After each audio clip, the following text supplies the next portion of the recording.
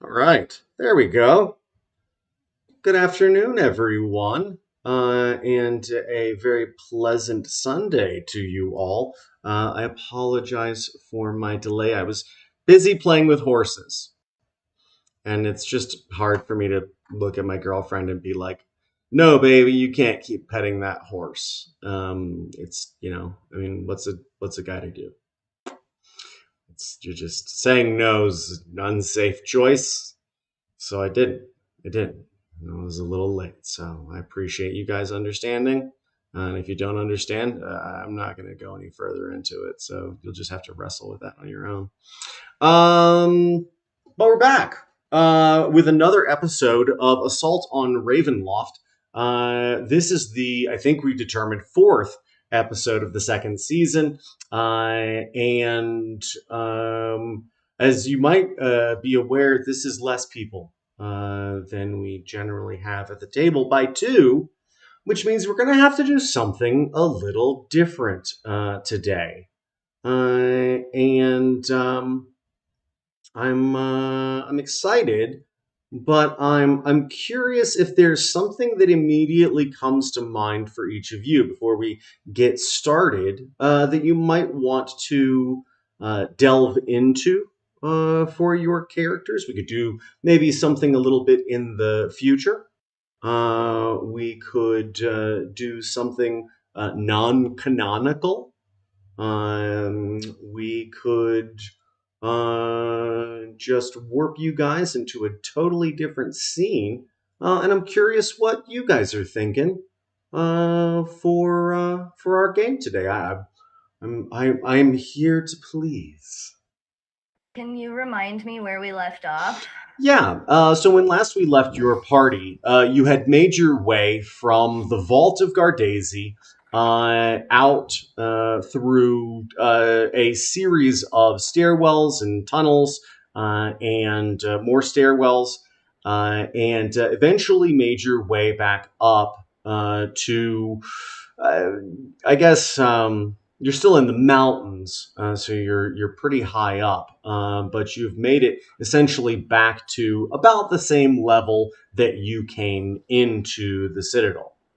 And As you looked out, Noller reached out, given his connection to the ship, and began to essentially call it to your party when the tremendous head of a rock giant essentially came into view, and it took a swat at the ship, missing it, thank goodness. And the five of you were left gawking as this Titanus creature loomed outside. Mm-hmm. Hmm. I mean, I'd be fine with a time warp into the future if you guys want. Um, I mean, I'm fine either way. I honestly was thinking that we were gonna do something different in the canonical sense, although maybe it's best to wait for people. But um, let's just say if it is for something else, I don't have anything prepared in terms of additional characters. Oh no, we would be playing with the characters that you have been playing. We'll play with Noller and Zero and Sveta. I feel like not necessarily a time warp to the future, but more of a side warp Okay. would be quite fun with these characters since we don't really know what could happen for our future. Sure. valid, that, valid, that valid. is true. We don't know what will happen in the future. Someone could die. Heck yeah, side time warp adventure. Let's do it. Okay. Let's do it. Let's do it then. Wait, can I still use my multi-class character sheet? Yes. Henceforth, we will be using that character for those who didn't necessarily see what happened last week.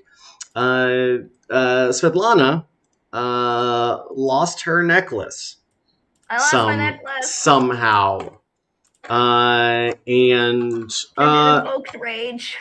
it did. It invoked a rage. And we saw you in your more lycanthropic appearance.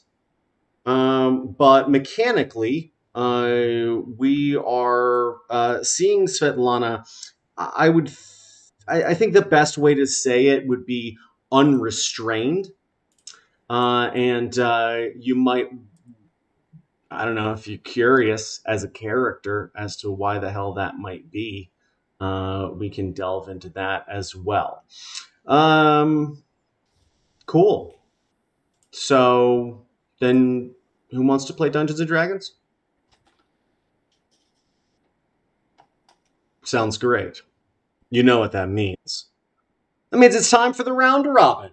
During the round robin, we do 4 distinct things. The first thing we do is introduce ourselves. The second thing we do is share with one another and the world our pronouns. The third thing we do is introduce our characters. And the fourth and final thing is offer a vivid, aesthetic description of those characters so that they may live in each and every one of our brain holes. Because I like to vividly hallucinate on the internet with my friends for 2 to 3 hours at a time, 6 days a week, often multiple times per day, and today is no different. So, without further ado, Jimbo, why don't you take it away and show the folks at home how it's done?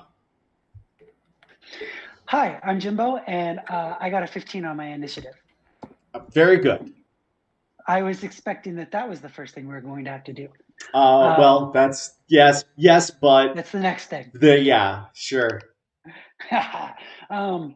Okay, so yeah, Jimbo, he, him pronouns are the ones that I use currently.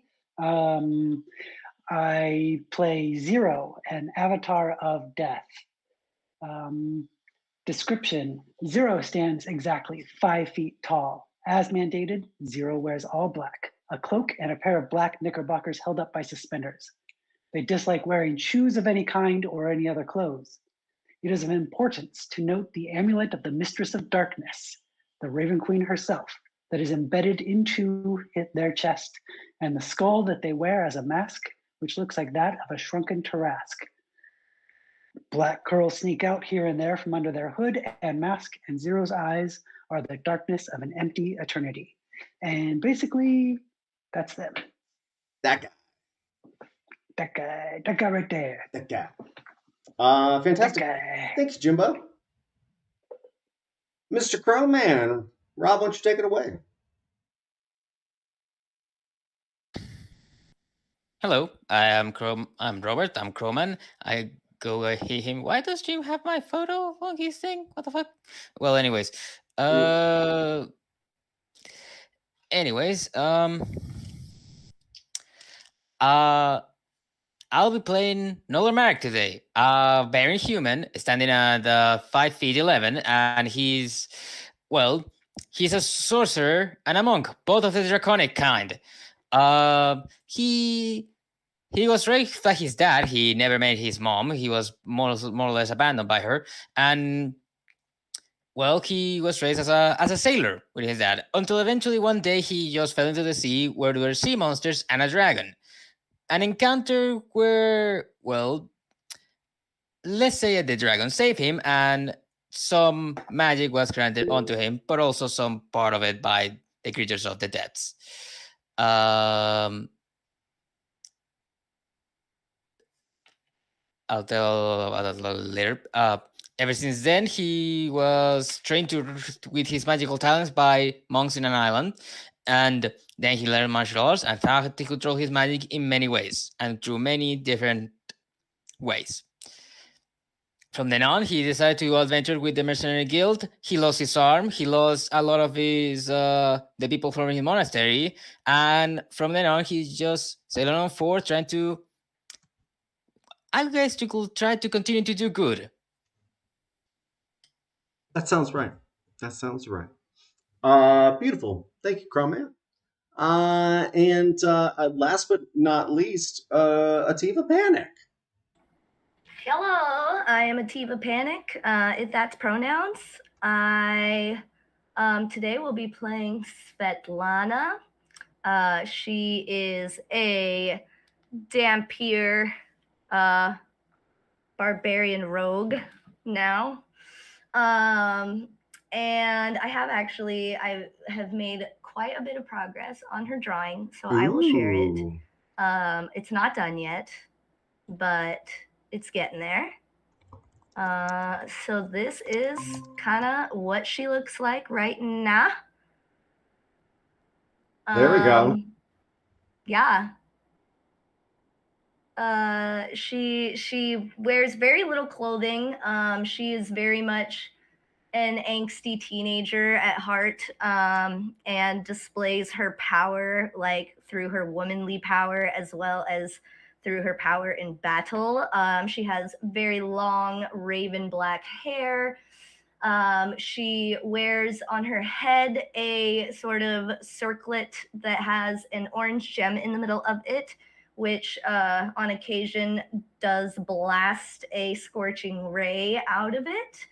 I haven't added her scar yet, but like I'm gonna add her scar like here in the middle, because she recently was impaled. Well, actually, getting to Ravenloft, she was impaled by a stalactite or stalagmite, whichever is the one that points upwards. Stalagmite.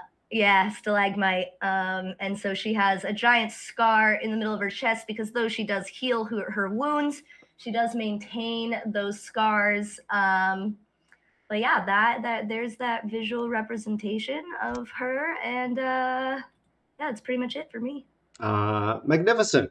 Nicely done. Also, good work on the art. Always proud to see people creating art around their characters and around the game. It means a lot to me. So thank you very much. That's me. DMing Hadley. He, him pronouns here for about 60% or so of your DMing needs, and I'll play the rest of the universe. So let's start with dexterity saving throws, please.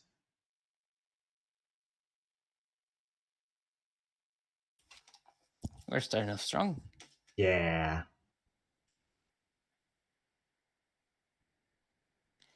And of course, it's always like that. I can't find my dice box. How am I gonna roll my dice? I don't know. You better figure it out. 16 for 0. 16. Oh, it's all the way over there. I'll just. Not one for Noller. Not one for This me is- too. Oh, yes. Delectable. That sucks because I mean, so technically it's a 10 because my dexterity modifier is very high. But only technically. Beautiful. Let's start off with a few dice. Not no dice. 3.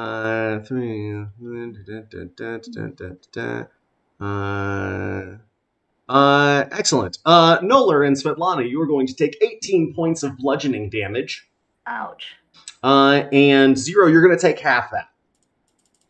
Ooh, are we getting rid of the temp hit points? You'll take off the temp hit points first. Yes. They would have lasted through this scene until For they sure. get hurt. Yeah. Beautiful. Did you say 18 points of damage? Uh-huh.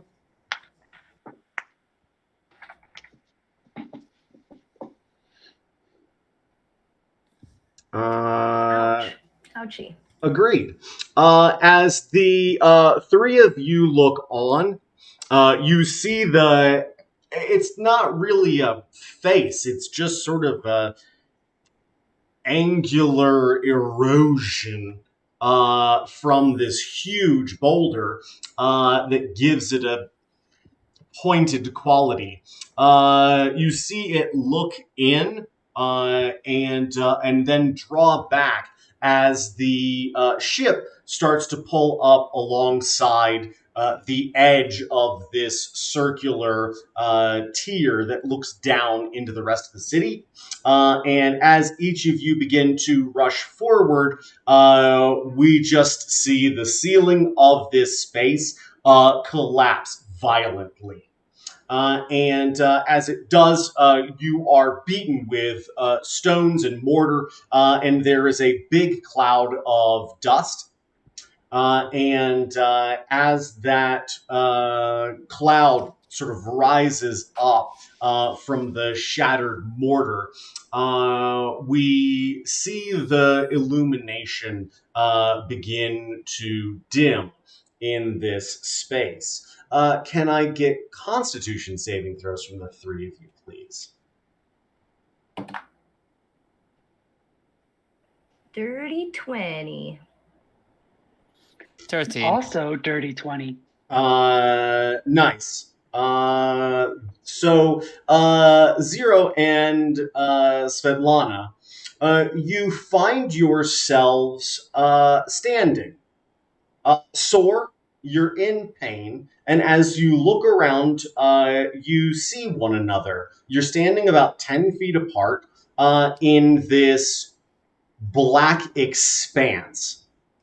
And as you look back and forth at one another, you hear a groan coming from behind you, and look over and see Noller holding his head, obviously having been struck by one of these falling stones. And Noller, as you pry yourself to your feet, you look back at your compatriots and are a little dismayed at the fact that there are no stones around you. You are in an inky blackness. And as you sort of your vision comes back into focus, you feel both disoriented and as if you're being watched. What do the three of you do as you begin to acclimate to this space? Svetlana does not feel the feeling of being watched. Not immediately. Okay. And it's all just blackness around? Yeah, there's a strange individual illumination. It's as if there's a soft white light like being projected at you from all angles, except that there's no source of light. You are just standing in abject darkness. Can I roll a nature check? No, I want to try and figure out where we are right now. Great. Why don't you roll me an Arcana check, please? Okay, that was going to be my second guess.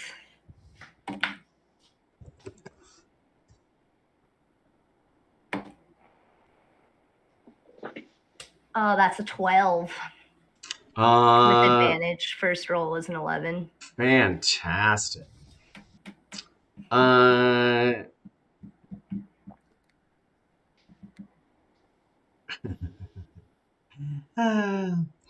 Sorry, I was delighting in your forthcoming misery. Yeah.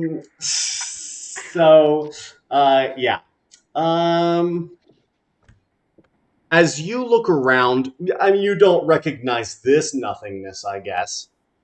You're sure that some sort of magic has affected you. It's almost obvious. But you don't know who could be doing it. Your mind wanders to various different gods and demons. And as you start thinking through these things, you start coming up at a loss. And Noller. Mm-hmm. You feel a sharp stab in your back just below your rib cage. And as you do, you are going to take not an insignificant amount of damage. You're going to take 29 points of piercing damage. And can I get a perception check, please?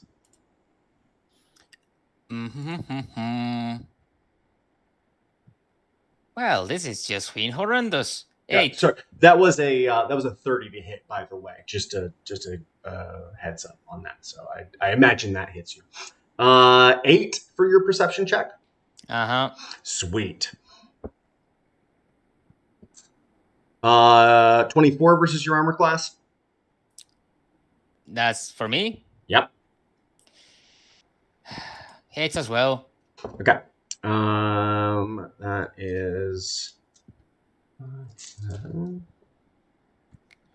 We're not in turn order right now, are we? 28. 28 more points of piercing damage as you feel a blade go sticking between your ribs on the left-hand side. And can I answer my? Yeah. Oh, sorry. Go ahead. I'd ask if we're not in turn order, right? No, you are not in initiative yet. This is. And I'm almost dead.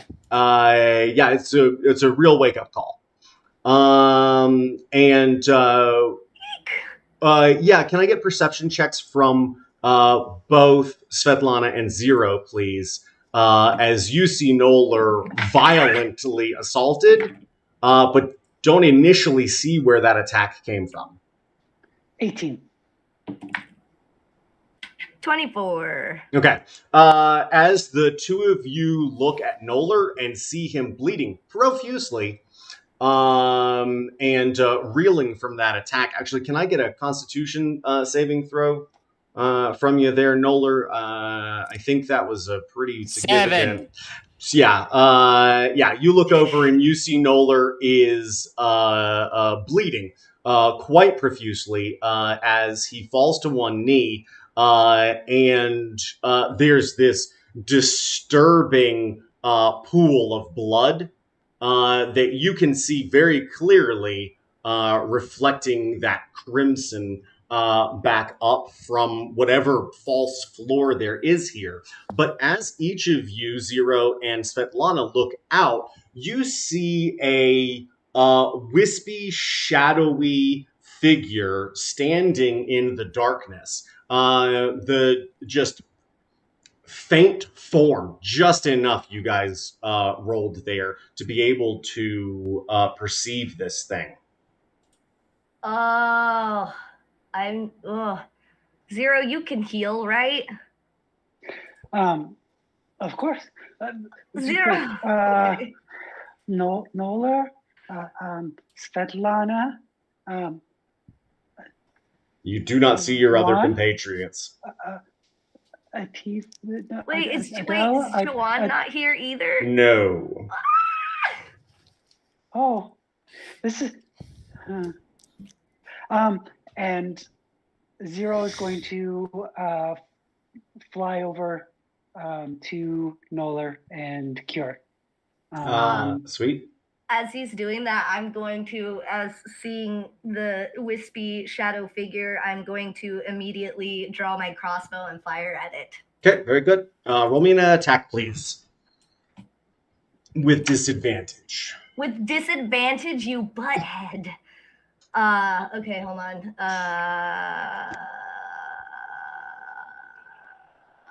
9 plus 2 is 11, plus 10 is 21, but then... Oh no, 17 to hit. 17 is going to hit. Yeah. As you raise your crossbow, you see this thing start to soften. Its edges seem to be bleeding back into the shadow. And as it does, we see that crossbow bolt sort of line up right down the middle, and and 9 damage. 9 damage. And I mean, if we're going in like actual proper combat rules, I can fire it again at him. Yeah. Go ahead. We're not technically in initiative order, right? So you guys can sort of act freely to some degree, and we'll play this fast and loose until we absolutely need to get into initiative. Still with a disadvantage? Let me check. No, not with disadvantage. Not with disadvantage. Awesome. That's going to be a 16 to hit. That is going to miss. As you fire that second shot, you see this smoky apparition just sort of shift very quickly in front of you, and it is standing about 30 feet to your right now, just in your periphery. It's just shifted back into a new position. Can I still see it? You can still see it. Okay. Zero, if you could please heal so that we can perhaps destroy this thing that is attacking us right now. And since Zero was already flying over that way, that was my intent. Puts a hand onto Noller. You should mind your backside, maybe, and that's 32 points of healing. Magnificent. Just looking around, can I see now this wispy form? Yes, as you look up from your almost prone position, you see Svetlana loading another crossbow bolt and point, and as you follow her arm, you see this wispy, smoky outline of an individual in the darkness.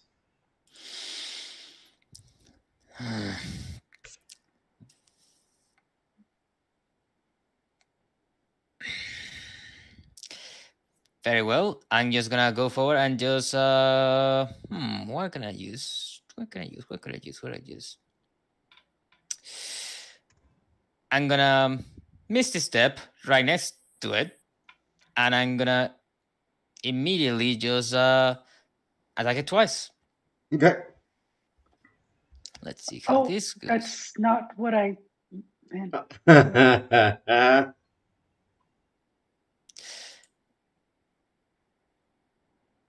Well, one of them is gonna miss, and the 29 is going to hit. 29 is definitely going to hit. Well, that is gonna be a 9 and 9 2. That's gonna be 11 damage, 9 bludgeoning, 2 of lightning. Oh, I have resistance to bludgeoning damage. That would have really helped earlier. Do you? I don't think you were. Yeah, I don't think you were raging at the time. Oh, do I have to be raging for that? Yeah, generally speaking, once you go into your rage, all physical damage, piercing, bludgeoning, and slashing, are halved. Okay, cool. Beautiful. What was the total damage there, Noller? Total is 11. 11 damage. Excellent. Can I get a perception check from Noller, please? That's just the first of your attacks, right? That was just the first jet.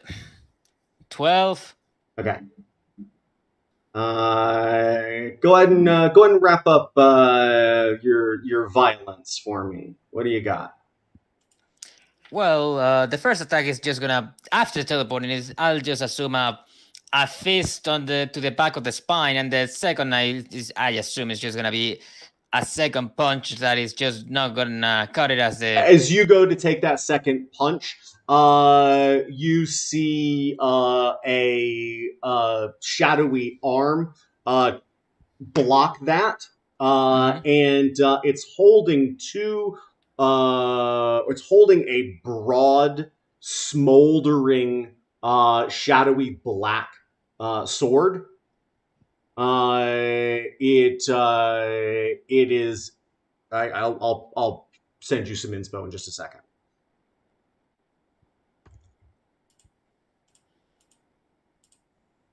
Heck yeah, black flame swords.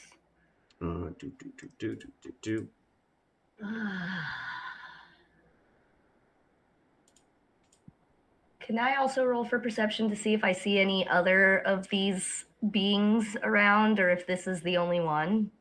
Yeah, go nuts. Roll me a perception check. So I have advantage, so I could roll again, but that was a nat 20. Plus 5, that's 25. Very interesting. Yeah, the other one, the second roll was 19. Okay. Svetlana, as you look around for additional combatants, you think you found one. As you look back the other way, you see a huge distortion against this just expansive darkness. And as you just think the whole thing is a figment of your imagination because it's far too large. It's just it's too big. What the fuck? Yeah, and as you see, it looks sort of like a mound at first, like a hill, where like that early morning mist sort of cascading down over it, except shadowy darkness. And then you see this sharp V sort of produce itself, and then you see another one. And then you see this thing begin to unfurl itself. And as you look out, you see its head rise up, and you see the horns and huge eyes and long snout, which is terminates in a number of very large conical teeth. And as you look, it begins to open its mouth, and a long forked tongue begins to sort of roll slowly out of it and flick at the air. Can I get an Arcana or Nature check, please? Yeah. Also, you all very audibly heard me say, "Oh, fuck." Hold on. That's 19, but I have advantage. That's dirty 20 on the Arcana check. Sweet.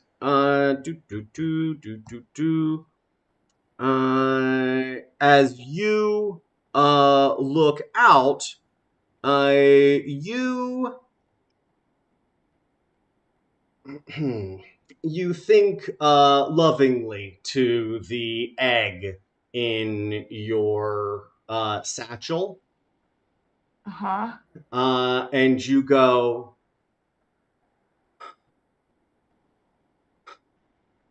and realize that this is a large adult wyvern. Uh-huh.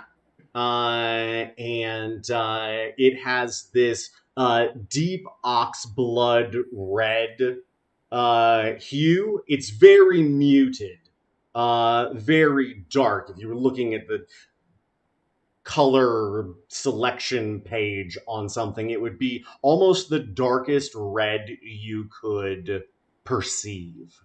Oh. Uh. Do wyverns talk? No, and you would know that.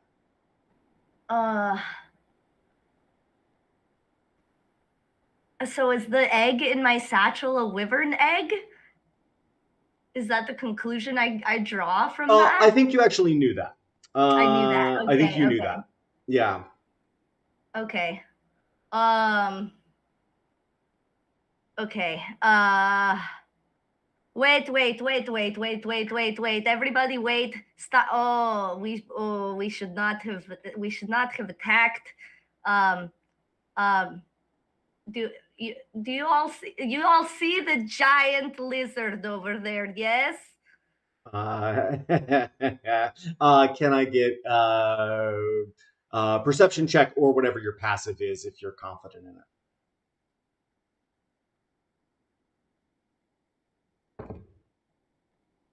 Would me 25. Good. 26. Great. Nice, okay. I was gonna say, Uh, wouldn't me pointing it out to them make it uh, visible? But Not necessarily. Just because of the environment that you're in. As the two of you look over, however, there is no question. There is a very large creature. They are looming about 60 feet away, if you could measure space that way in wherever you are. And as you turn and look at this wyvern, how's a 23 versus your armor class there, Noller? fuck. It hits. Okay. That is going to be 6, 12, 15, 20 points of piercing damage as you feel this blade scrape against one of your vertebrae as you are stabbed in the back. Ah. I think at seeing this, I'm gonna. Do I want to do this? I'm gonna take the egg out of my satchel Mm-hmm. and hold it up in the air and just scream, "Stop!" Roll me a persuasion check, please. Oof. 18. Do do do do do. Noller, you feel that blade being slowly extracted from your back. Slow. Couldn't have been quick. No, it could not have been. And as you feel it being extracted, we see little tendrils of lightning between your skin and that blade. Again, I don't know if you saw the inspo at how wide those blades are. Yeah. Uh, but it is quite the injury. But as it retracts, you feel a soft sort of stir in the air, and this figure behind you begins striding without any real cause for alarm, past you and past Svetlana, holding this egg up in the air. And he continues to walk past your party and towards this wyvern. The wyvern rears its head, and as it does, you hear a tapping from beside it. And as you do, Svetlana, you can see its barbed tail just like vibrating against whatever this floor is in here. And you hear a voice come from that shadowy figure as they turn and, I guess, face your party. And you hear, "You should not have angered my friend." And Noller, can I get a history check, please? Uh-huh.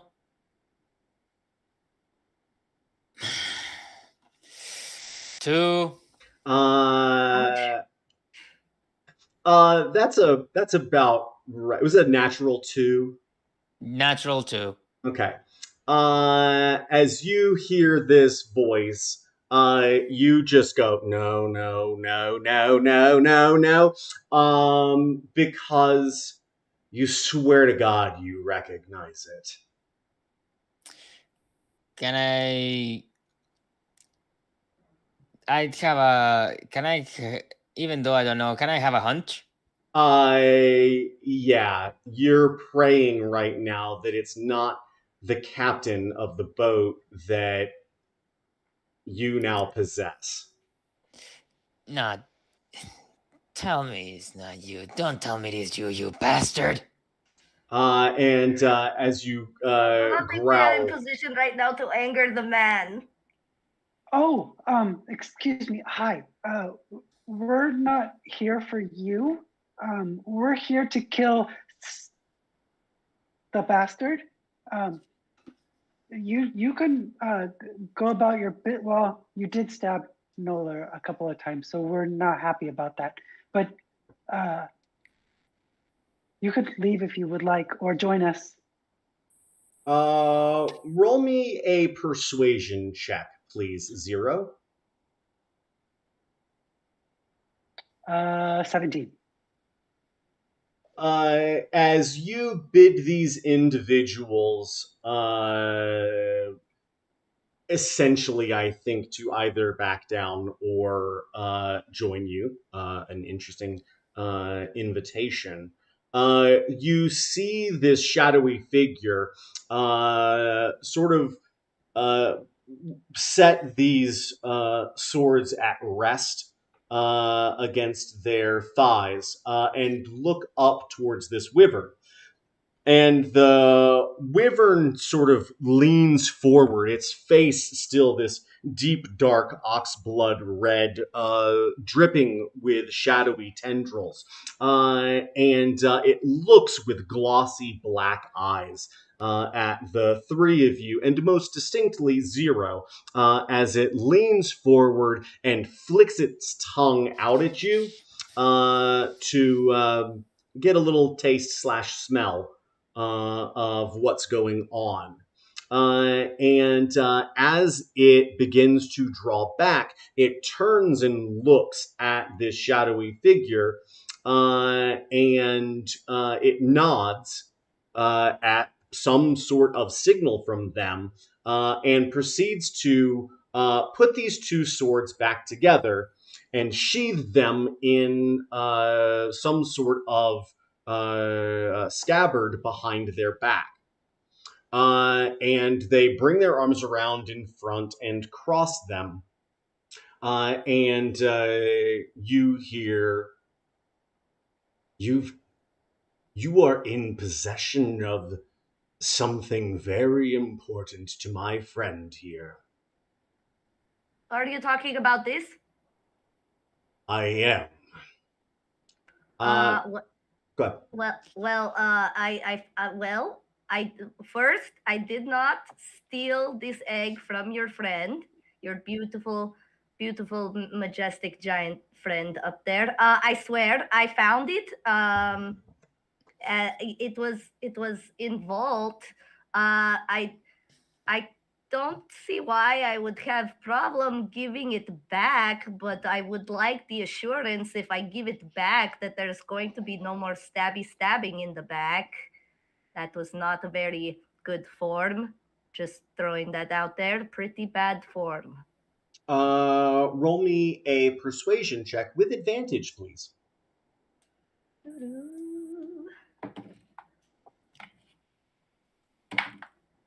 14. The first one was 8. Okay. As you talk about potentially returning it, you see that wyvern head begin to extend outwards past Zero, and it begins to sort of sniff with its tongue at you. And its head's about as big as you are, if not a little bit broader. And as you look at it, you see its eyes with irisless, but you can feel like they're turning and looking and examining you. And as they do, you can feel the wind from this almost like whip-like tongue flicking around you. And do you still have this thing sort of held up high, or are you holding it out in front of you? I'm actually like kind of holding it like this now, like Okay, it's a cradling little, it. little footballer action. Yeah, yeah. I like that. Uh, yeah, I had no intention of harming the egg. I am I personally am a caretaker of many different kinds of creatures, ranging from humans to half mechanical dogs. Uh, I was going to take care of it, raise it as my own. But if you are a rightful parent to the egg, it's your egg. It's your egg. And then I'm going to slowly start to shift, like in a way of giving the egg to the wyvern. However, I'm going to be like, I give this to you as sign of good faith. Uh, we're not here to fight you. We don't want to fight you or your friend. We're just trying to figure out how we got here. So here's your egg. Please don't hurt us anymore. As you extend that egg out to this creature, you see its tongue sort of fork on either side of it, and sort of go up and over and back down, scenting it like almost obviously. And the head withdraws without taking the egg in a very expeditious manner. Like frightened? Roll me an insight check, please. 8.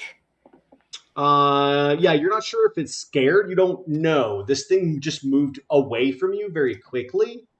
Oh. And looks like it's bringing its head down close to the shadowy figure, sort of standing just off to the right of its magnificently large claws. And you see the two of them. You actually don't see so much of the shadowy figure. The head and neck of this wyvern sort of curl around him and block the majority of his body from your view. And then it unfurls and sort of raises up to almost its full height. And the shadowy figure steps forward. And as they do, that, yes, Zero. Sorry, didn't want to No, no, interrupt, but I didn't want to please. let the scene go too far. Very good. I would like to have, during this time, have done Divine Sense, Excellent. which I'm just checking to see if they're celestial, fiend, or undead. Sorry. Let's see here. Bear with me just a moment. Is this you bearing? I am bearing. That's bearing. You Got gotta it. do Got the it. thing. Got it.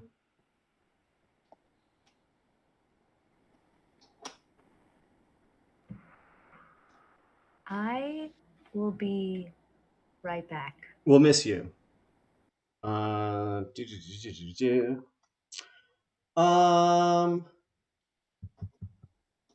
Yeah, Zero, can I get an Arcana or History check, please? Or even a Religion check.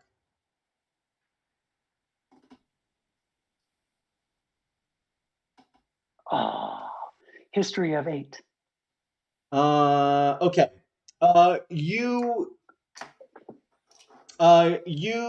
have a couple of different feelings here. The first thing you feel is that this shadowy figure, as they step forward, is corrupted by some very powerful undead, maybe patron. You're not quite sure the relationship, but this guy is So almost the feeling of like how Adele is, but Yes. Yes. Can I get a religion check, please? Yeah. 15. Um, there's an immediate sense of almost a rush to violence on your part. Very similar to what you've experienced when you are just sort of dropped into a scene by the Raven Queen and expected to take someone out and then be on your way. There's that initial, like, it's time to get to work feeling. Mm-hmm. And I think you have to stifle that a little bit. Because whatever this thing is empowered by, you know that the Raven Queen would want it cleansed. Oh, I think then what we would see is unknowingly Zero's hand like flashes out and grabs onto like nothing in the air, and their scythe is in their hands, Mm-hmm. and they kind of like throw their arms out to the side and hiss this Mm-hmm. like loud hiss, and then they like it's a this swallowing it back like and then they just fly up back and away. Just Yeah, I also like that this is sort of happening as this guy is stepping forward. And as he does, it's almost like he's stepping out of the shadows. Because you see that darkness start to, like curtains part around him. And as he steps out, you see a rakish looking man. He has a number of scars and injuries. Some of them look like they're still healing. And he has curly black hair, which is just a little longer than his shoulders. And he has a black beard that is starting to get a little long in the face. Almost like he's been growing it for a year or so. It is glossy, but is a little unkempt. And as he steps forward, you see that he is wearing a long black robe that is overlapped and tied with a black belt. It has gold pinstriping around the thin collar, and he's wearing sort of bloused trousers in black boots that almost seem to disappear into what passes for a floor in this space. And as he walks forward, you see him uncross his arms, and you see that his left arm, from about the middle of the arm to the fingertips, is grotesquely necrotized. It is him.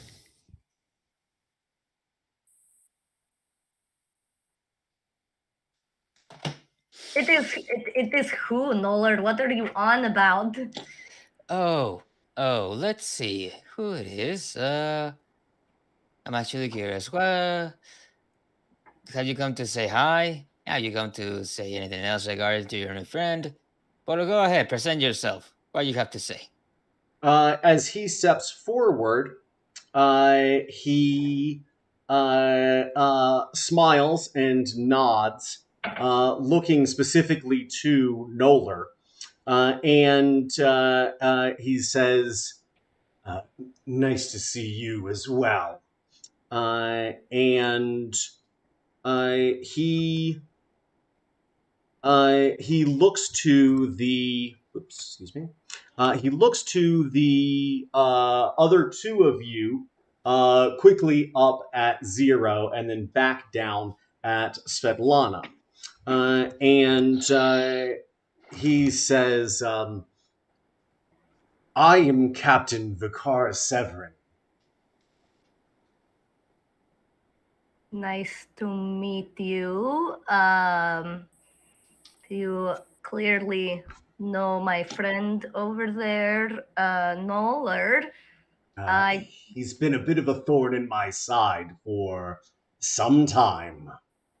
Well, you're literally a sword in his back now, so I think you have He begins reached. to guffaw, somewhat disturbingly, but please continue. uh, why, why your, why your friend not want it, baby? I'm gonna start like examining the egg. Can I see any like? Is there anything I can do to see why the wyvern recoiled from it? We'll actually resolve that. As he looks out and you start to consider this egg, he says, "My friend has determined that you will be responsible for its care." And he seems to say that with a bit of frustration, if not dismay. Well, I start smiling as big as I'm smiling right now. And I immediately like take the egg back under my arm and like kind of bow at the wyvern. You Um, see its head nod in acknowledgement. and I tell it it will become a great, great, great beast.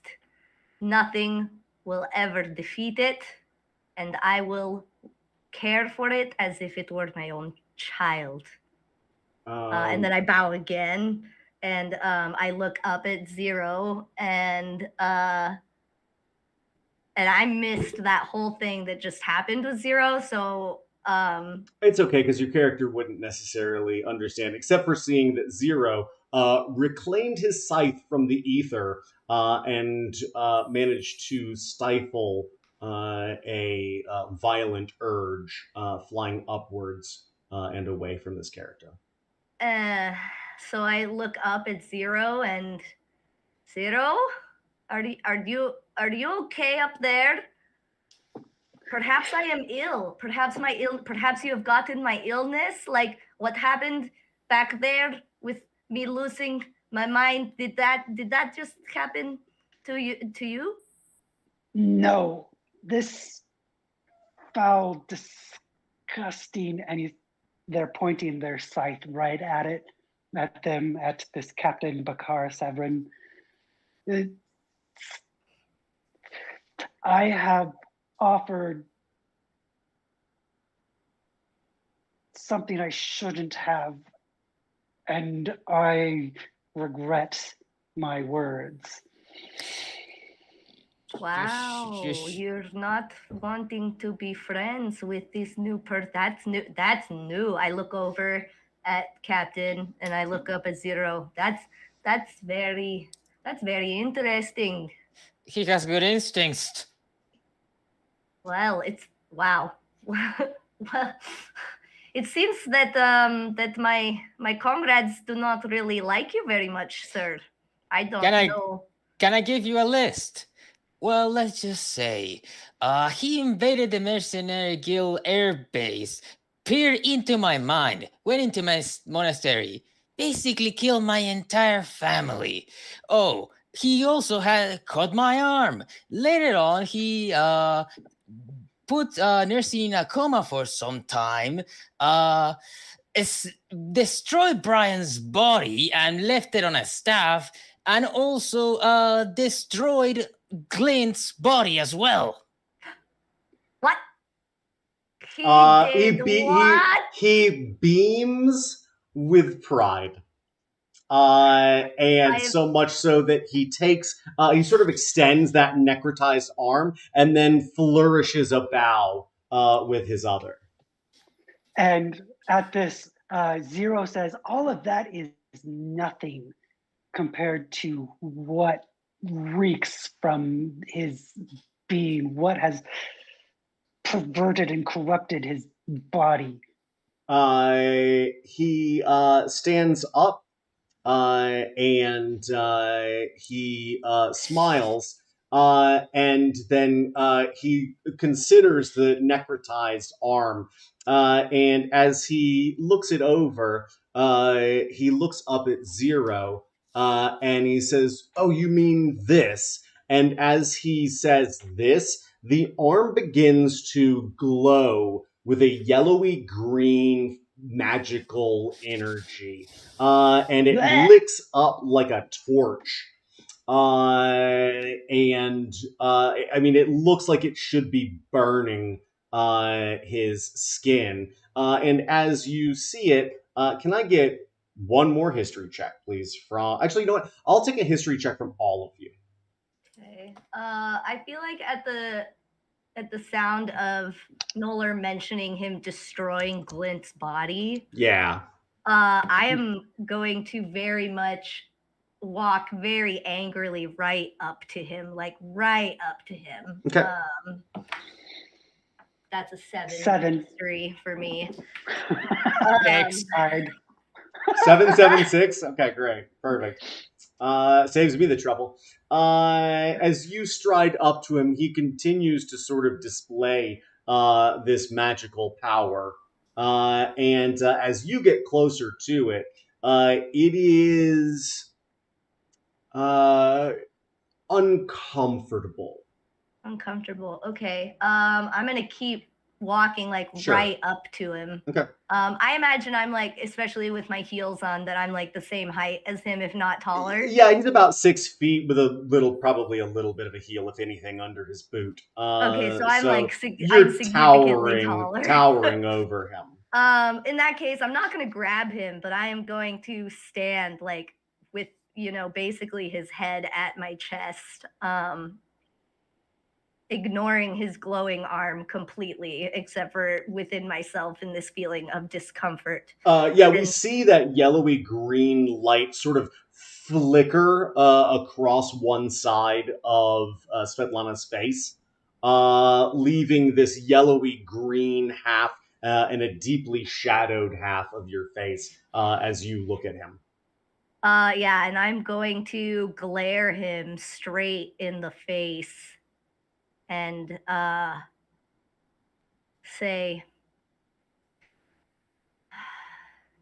if it were not for the situation that we find ourselves in, I would be just tearing your head off of your body right now. But that being said, we do not know where we are. I imagine you have a better idea of where we are, and I would like very much for you to explain to us what you know about this place right now. Right now. And I would wager to say that he can definitely see the like rage building up inside Sure. of me. Even though I've not like totally begun to rage, he might even see like a single like blood tear in my eye, thinking of the vision of Glint's body. Yeah, I think being we can see eviscerated. Glint still standing, like reflected in your eye. Yes. Yes. And see that disincorporation that he caused. And as she sort of glitters into nothingness, we see that red drop begin to run down your face. I think we also see your veins almost creeping in and swelling and throbbing. And we start to see thin tendrils of darkness crawl over your face as you keep this rage at bay. Yeah, I would think that my teeth are probably getting a little sharper as well. Like very much physical symptoms of me starting to kind of rage, but I'm like holding it in. And I just continue my intimidating angry voice of telling him that, yeah, so yeah, I look, I do not know how we ended up here. I do not know how you ended up here, nor do I really care anymore. But it seems that your friend over there likes me enough to entrust me with its egg. Therefore, at least for the sake of figuring this out right now, I would very much like you to explain where we are and how long you have been here. I do not really care about your history with that man or with that ghost. That he's not a ghost, but he seems very ghost-like right now. He's very angry. I've never seen him this angry before. I don't care. Where are we? I'm not going to step back at all, though. I'm just going to like maintain this intimidating presence. I can also try to intimidate him for funsies, but sure, let's do it for this one's for funsies. 17. He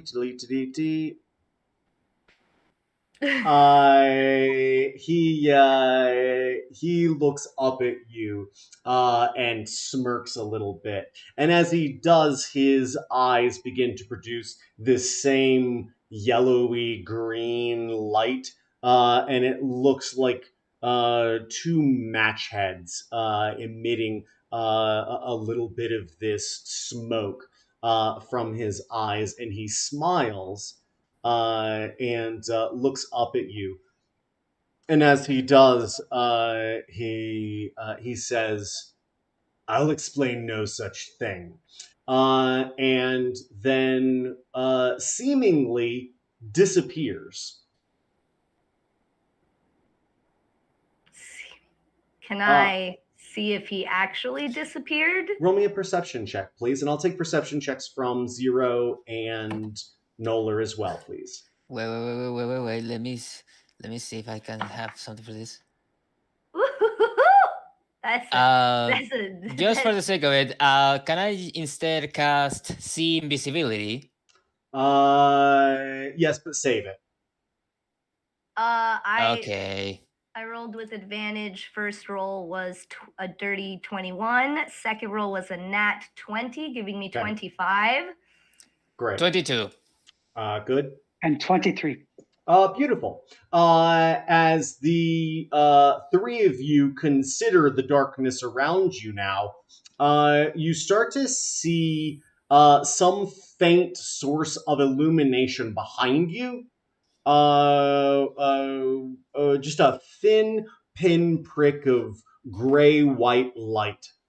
And as your eyes adjust to this natural illumination, you look around and see that you are in a large cave, large enough that Zero, you flying up, has not impeded you in any way. In fact, the cave has an even higher ceiling, and as you look up around it, you see this smoothed granite dome, and see that, except for a few rocky outcroppings, the room that you're in is about 120 feet wide. And you see Svetlana almost at the far end of it turn around. And Svetlana, as you turn around, you see Zero, you see Noller. Noller, you all three of you see this space very clearly. And as you do, you see a little black dot in the distance. And Noller, you look back up to your left behind you, and you see that dot as well. And within a few seconds, you realize it's the ship. You can hear that thrumming, high-pitched note in your head. And the three of you are looking up quite a ways at this little black silhouetted ship hanging in the air at the end of whatever this cavernous tunnel is that you are in. How the hell? How? Without any, with just bewilderment, I just call onto the ship to try and come to us. Yeah, as you do, you feel it pull back against you. As if where it is right now is about as close as it's going to be able to get. Son of a bitch. Son of a bitch. And the other dot in the distance? No, that is your ship.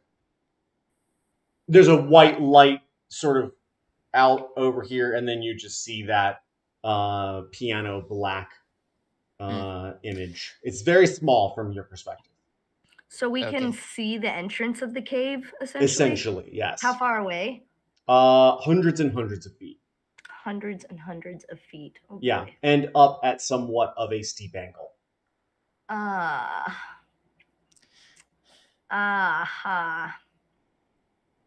I can can we still see Mr. Captain Dude? No.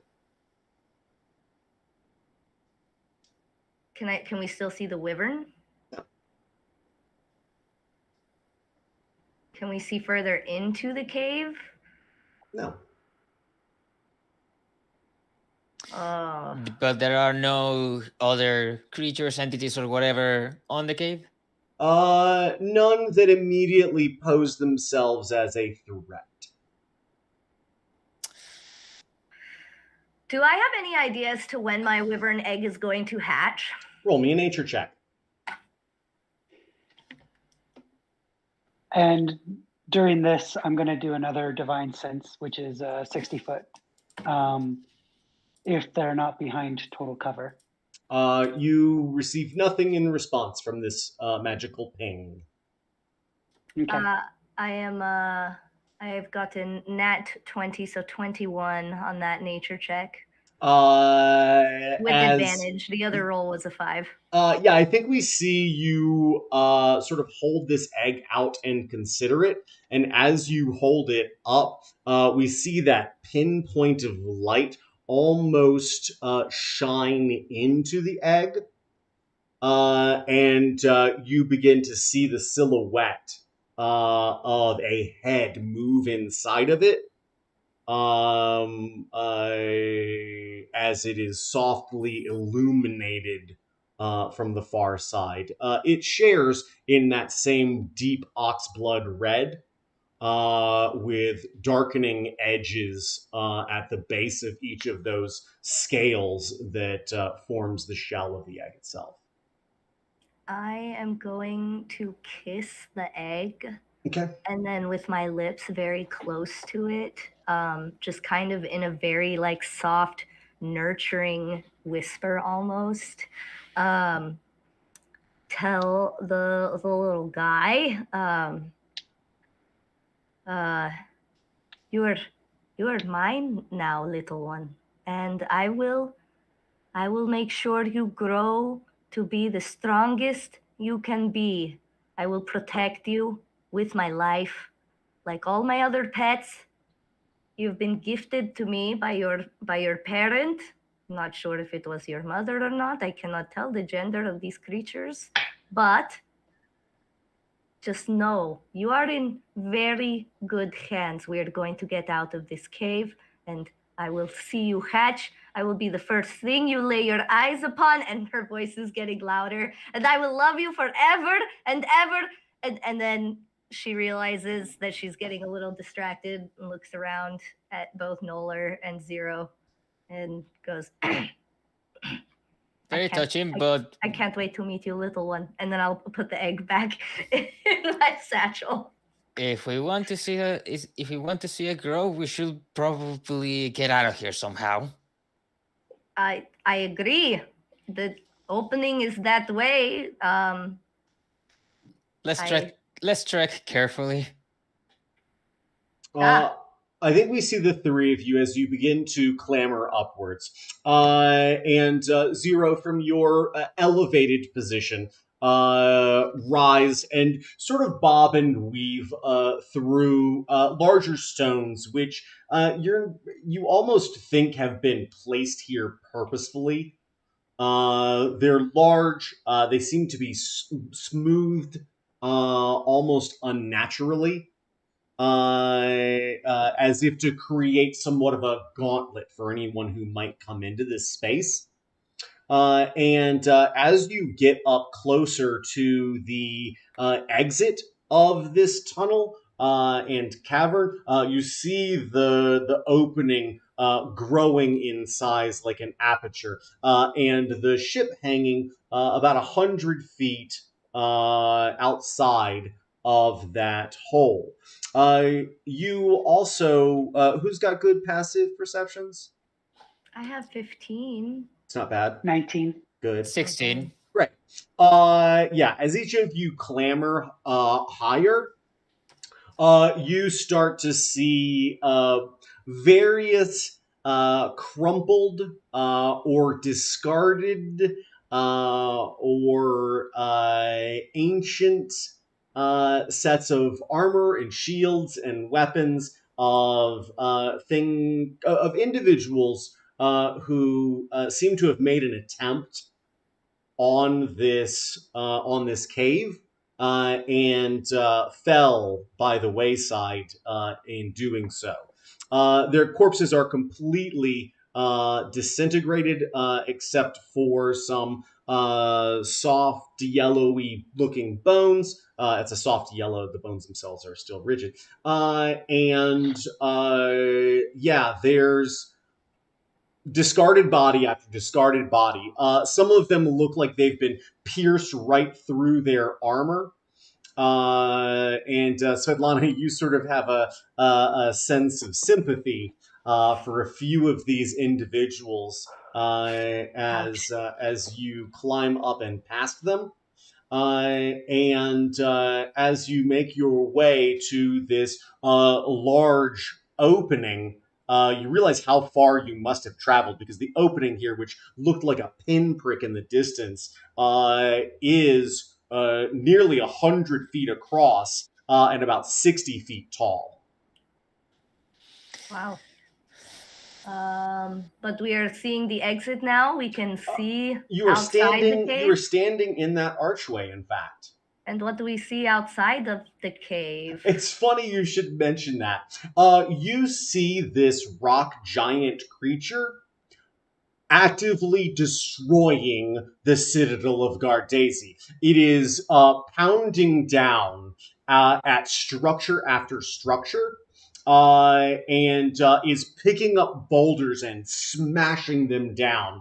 And you hear this cacophony of falling stones echo up the mountain towards you, several thousand feet higher than you were in the city itself. As you look down into this horseshoe, this thing is just thoughtlessly destroying whatever it can. And you see it reach up and knock down a turret on one of the higher levels of the city, and then sort of grab that turret and just smash it down into another structure. This thing is just going whole hog demolition on this city, the whole city.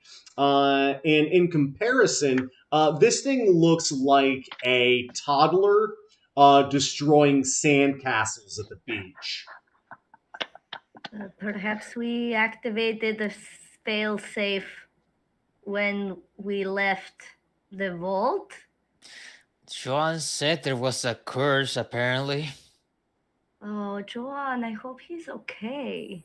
Can we see the ship? Yeah, the ship is hanging up just off center to your right, about 80 to 100 feet away. And yeah, it's up there. I'm surprised that bastard he didn't try and come back for the ship. Although, to be fair, he did leave it behind as much as other things. He did sell his own brother. He made his own brother into a shadow creature, and it also then made it serve him, and then also use him as cannon fodder.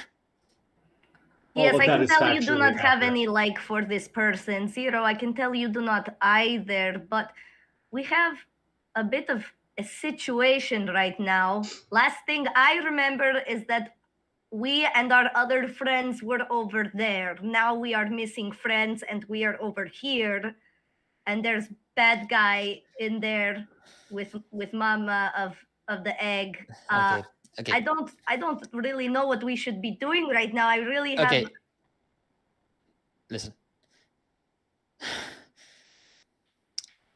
Whoever that Wyvern was, and Victor, well, they trust you with it.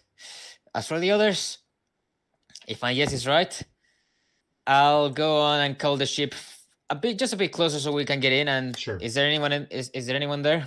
As the ship begins to descend, no, you do not see anyone on the deck. It sort of lowers down to a point where it's not encroaching, which leaves you to follow a path along the or southern edge of this cave, and down to a small prominence beside the ship. As you make your way to the edge of it and sort of step from that prominence onto the banister and then down onto the ship itself, you don't see anybody. It doesn't look like anything's changed. You don't hear anyone on the ship as well. Okay. Okay. Shit. They're smart.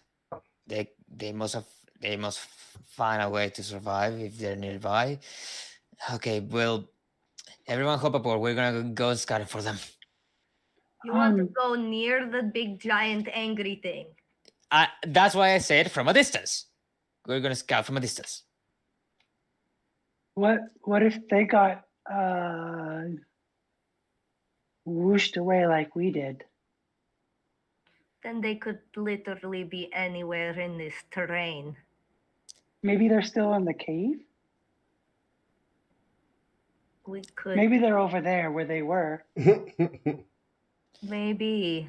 I really wish we have some way to communicate it right about now. Or that nursing just decided I to... have There's the a tooth. tooth. Quick. All right. I thought you didn't pull out their tooth this time. Wow. No, I've had a tooth. I've Yeah, had the tooth. You have had it for some time. I take out the tooth and I like start tapping it. Near the scene, near the scene, darling. Hello.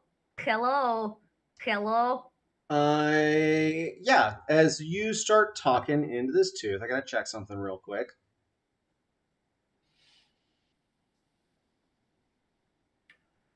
The range is like a mile, I think. I think you're right. Where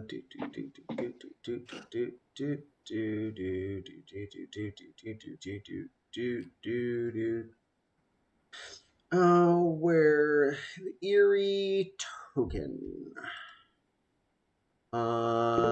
10 miles. 10 miles, nice. Once you create, okay, just a good job. As I've got magnificent news for you. As you begin to speak into the tooth, you feel it disintegrate in your fingers and turn to dust. And before that dust hits the ground, it dissipates into nothing. Rude! That's such great news. Now you don't have to worry about carrying that around.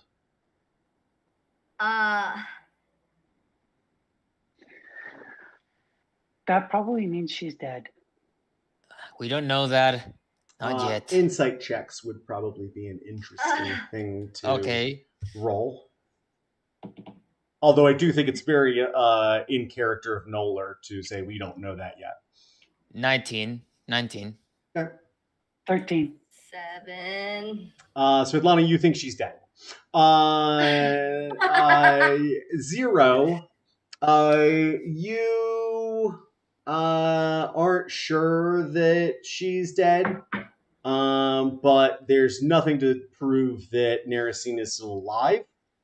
Noller, you think back, and you recall that all of you got a long rest. And that at a long rest, the eerie tokens that Narasine can produce are effectively reclaimed and grow back, including their fingernails and teeth and other little bits they may snip and hand out.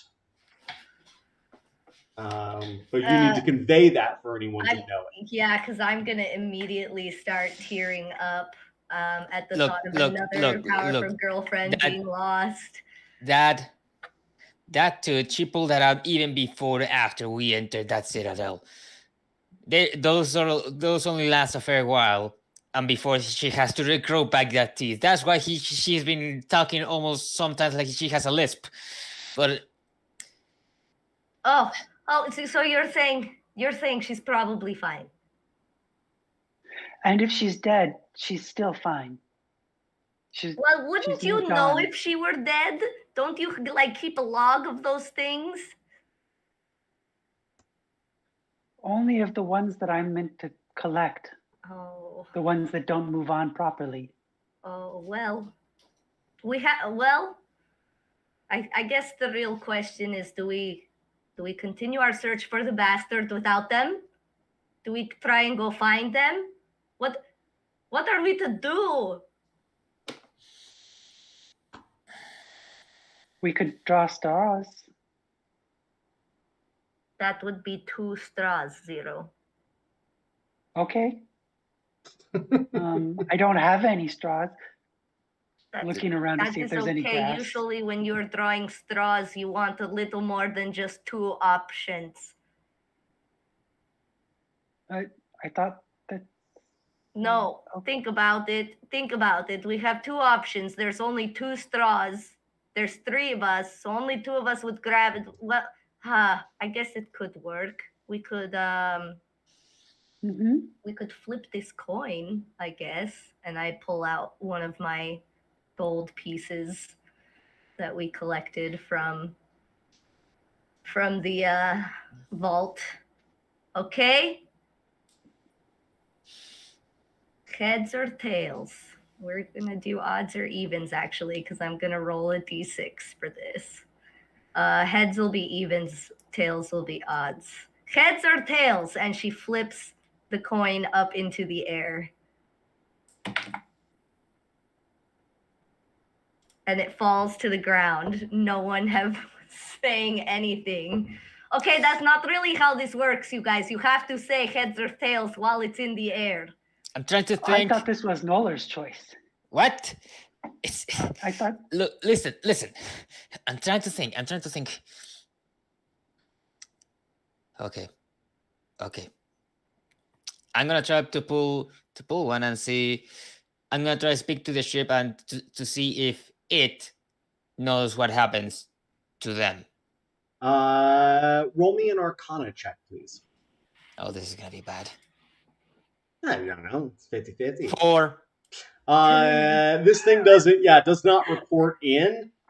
But you do get this weird sort of alarm in your head, which is particularly disorienting because you feel like your brain just expanded to include every molecule of this ship, and all of them are screaming with somewhere between anger and fear.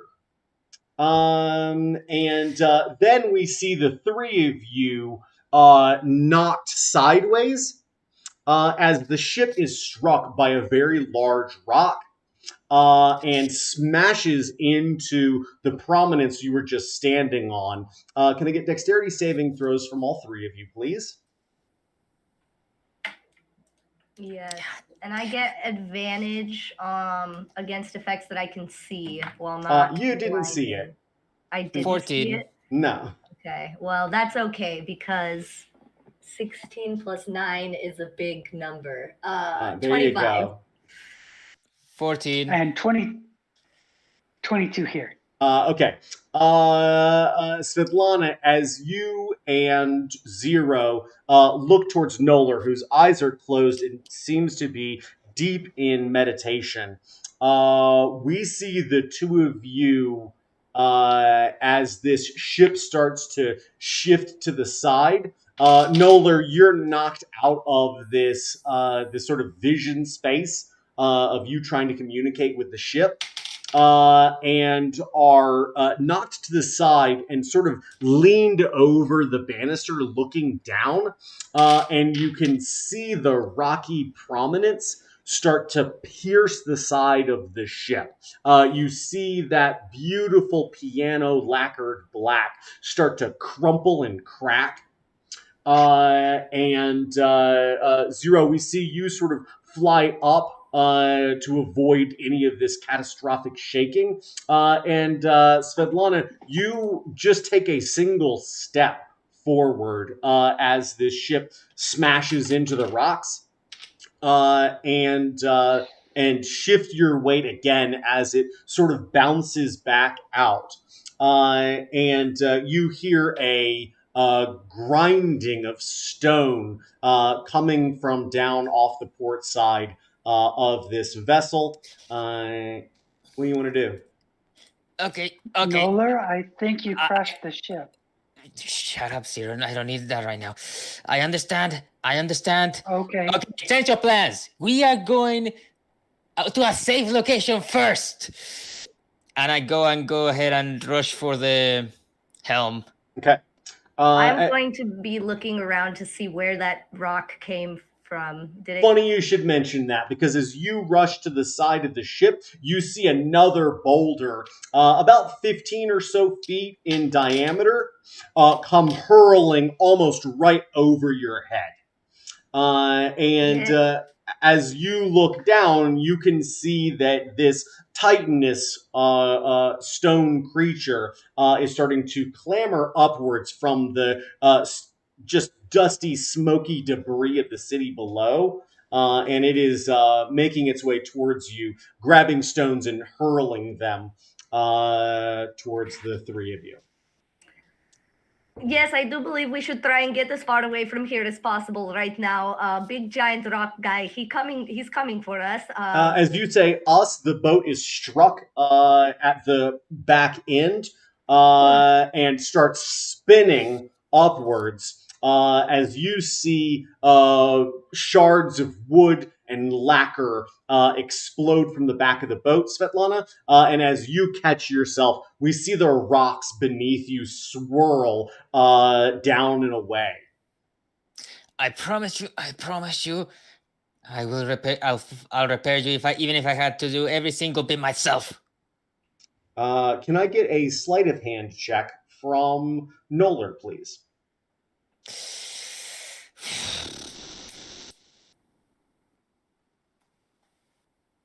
$18. Nice. Nice. As you take control of the ship and begin to right the vessel, we see it turned about 180 degrees from where it was and another 40 or 50 feet up in the air. And then the bow of the ship is struck with another rock because it just rolled a 29 to hit. You see another rock smash into the bow of the ship, and it takes off a chunk of the gunnels and the deck and a little bit of the starboard nose of the ship. Can I know what the AC for the ship is? It's not 29. Fine. Keep your secrets. Zero,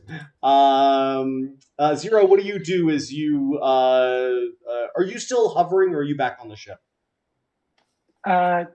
So Noller, after the comment about crashing a ship, Noller told Zero to shut up.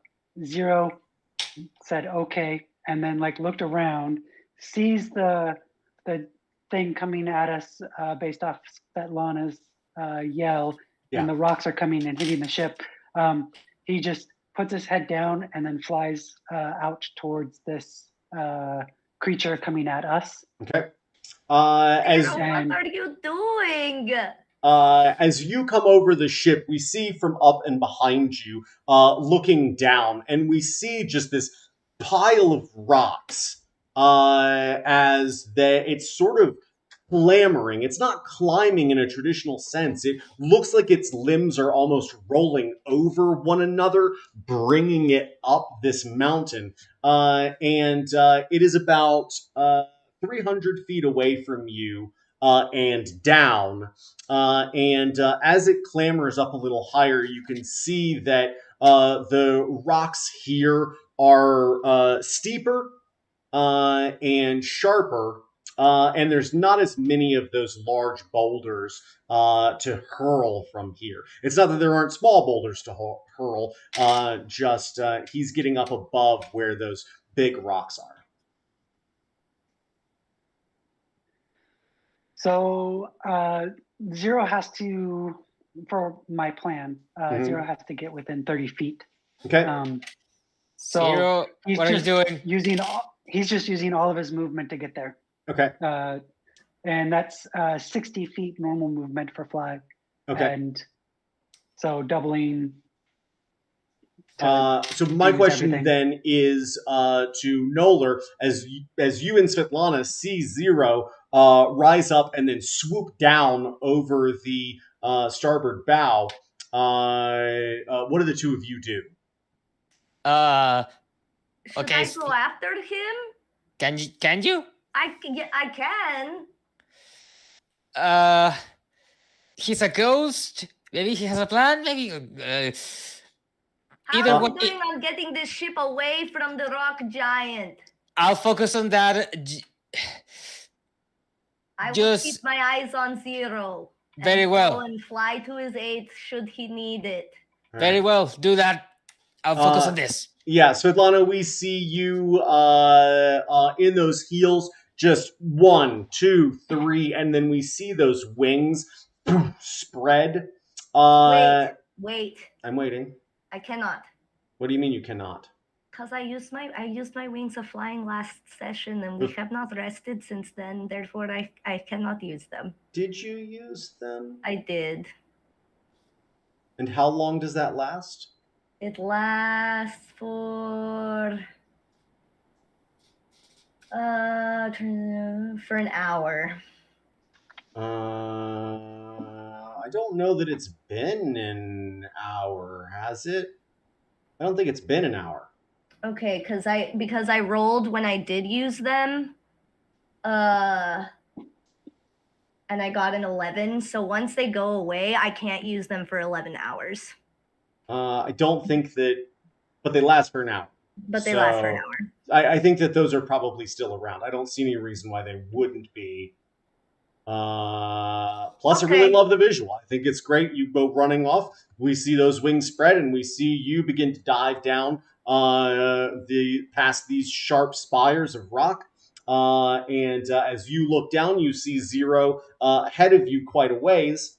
You see this thing just sort of tumbling over itself upward and onto a rocky prominence, this sort of peninsular triangle as it looks up. And as it stands up, this thing's about 100 or so feet tall. Its head is made of sort of a wedged, rounded stone. Its chest is this big oblong oval. It's armed 3 different sections of stone, and you see its hands are fantastically articulated with all the different granite boulders that comprise them. And it reaches down and starts to thrust those stony fingers into the rock beneath it and begins to try and pry a chunk of this granite apart. Oh, Zero, look out. You probably can't hear me because you're too far away, but look out for the rock that's going to start flying at you. I would like to maintain a position that is between the ship and Zero. Like, I'm not going to go all the way up to Zero. Okay. I'm going to stay close enough to the ship that I'm able to get back to the ship should I need, but I'm just watching. I like this perspective from sort of down and to the west. Looking back, we can see Zero zeroing in on this this rock creature, and we see Svetlana sort of splitting the difference, and the ship. I mean, it is not in total ruin, but it does not look great. We can see the smashed side and the ruined sort of nose, and see Noller sort of peering down from the helm at these two. Zero, what do you do as you descend quickly towards this creature? When getting within the 30-foot range, Zero then comes up kind of short and puts out their hand and says to it, not even sure if it will understand, but doesn't really matter. Stop. We do not want to hurt you, and you do not want to hurt us. But if you are going to try, it must make a wisdom saving throw of 19. It's 19 on the die.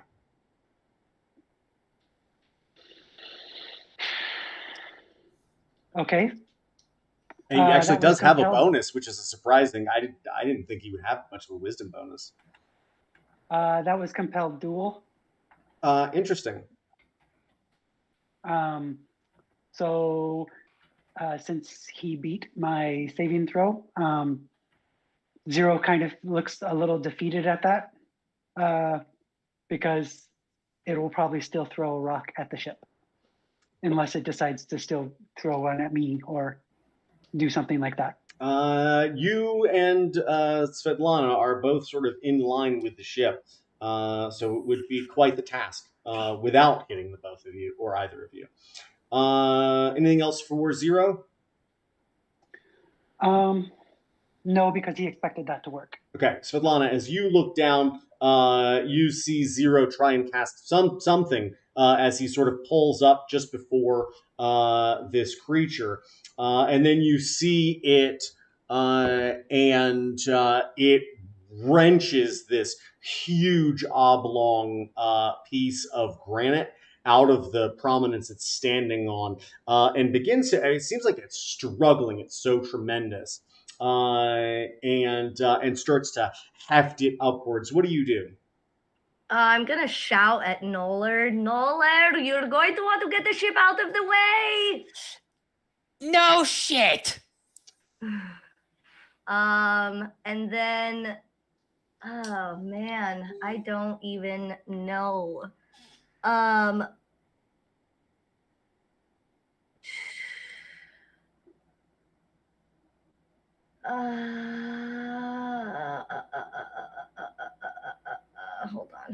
on. Do you think that I'm within 120 feet of this rock giant? Absolutely. Okay, I'm going to fire my scorching ray at it in an attempt to slow it down. Okay. And I'm going to also yell. Hopefully, Zero can hear me. Zero, whatever you're doing, it did not work. Perhaps you should get back to the ship now so that we can just leave. And that is a 10 to hit. as that scorching ray starts to emanate from your headband, we see this thing heft that stone up towards its chest, and we just see it just leave a scorch mark of soot on that stone it's hefting upward. Uh, and from your vantage point, Zero, you see it lean back and strain to lift it. Wait. I get three attempts with a Yeah. single charge of this. Yeah. So hold on. That the first one hit the rock. Damn it. Oh no. The second one was nat 1. Perfect. And the third one was 16. 16 actually is going to hit. Great. Good. That's very good. What? That is a 6 and a 1. That is 7 damage. Cool.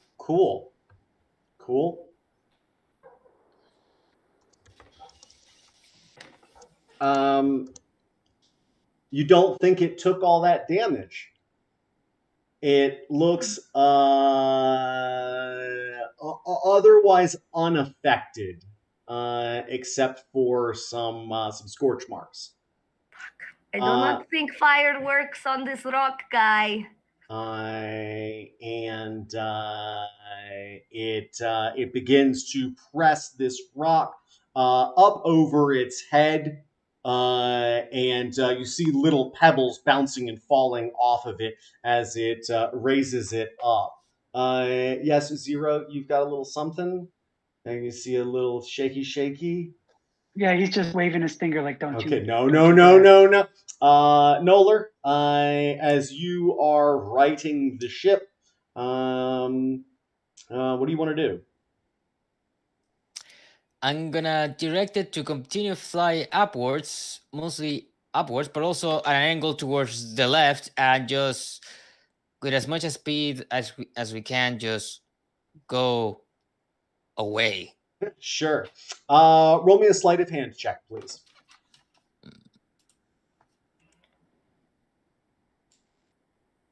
Is Zero starting to make his way 10. to the ship at all? Say that again. 10. No, Svetlana. Is Zero like starting to make his way towards the ship at all again, or is he just floating there, wiggling his finger? I was kind of waiting for my turn to come back to me before doing anything.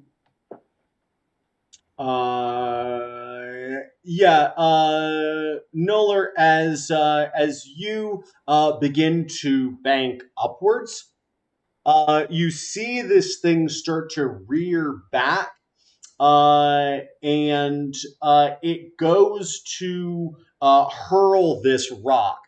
And as it does, we see it smash against the top of the opening to this cave, about 30 feet below where your ship is pulling up and somewhat getting cover from this outcropping. And we see the structure of that cave opening just start to turn in on itself, and we see it collapse, and then sort of a cascade of other rocks and stones begin to fall in, and we just see this puff of grit and dust start to bellow upwards, as it's pretty evident that the rest of this cave has collapsed in on itself. And from your position, you can actually see rocks raining in and crumbling to fill that void.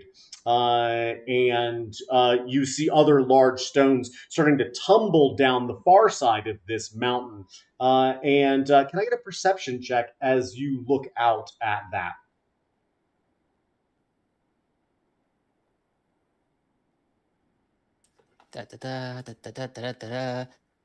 21. Nice. As you look down and see those boulders tumbling, the north side of these mountains gives way to some pretty expansive plains. And you can see that there probably were grasses and fields, maybe of wheat, which very little remains. It seems to have had just the life and essence of it sort of sapped from every single stalk. But as you look out across these plains, you see a city far on the horizon, silhouetted against the dark medium gray of the mists that hang over Ravenloft. And it's definitely the largest symbol of civilization you've seen. And you're not sure, it's maybe 100 miles, 80 to 100 miles north and east of where you are. And Zero, as you look down towards this Titanus creature, it turns and starts picking up some of the smaller chunks of rock that were left behind from the bit it excavated. What do you do? So he wants to do a setup, but he doesn't feel like he's got enough time. So he will cast, it's a 2-spell setup to do it. So Sure. instead, he's just going to frustratingly hope that this works and cast Banishment at level 4. So that's a charisma save of 19.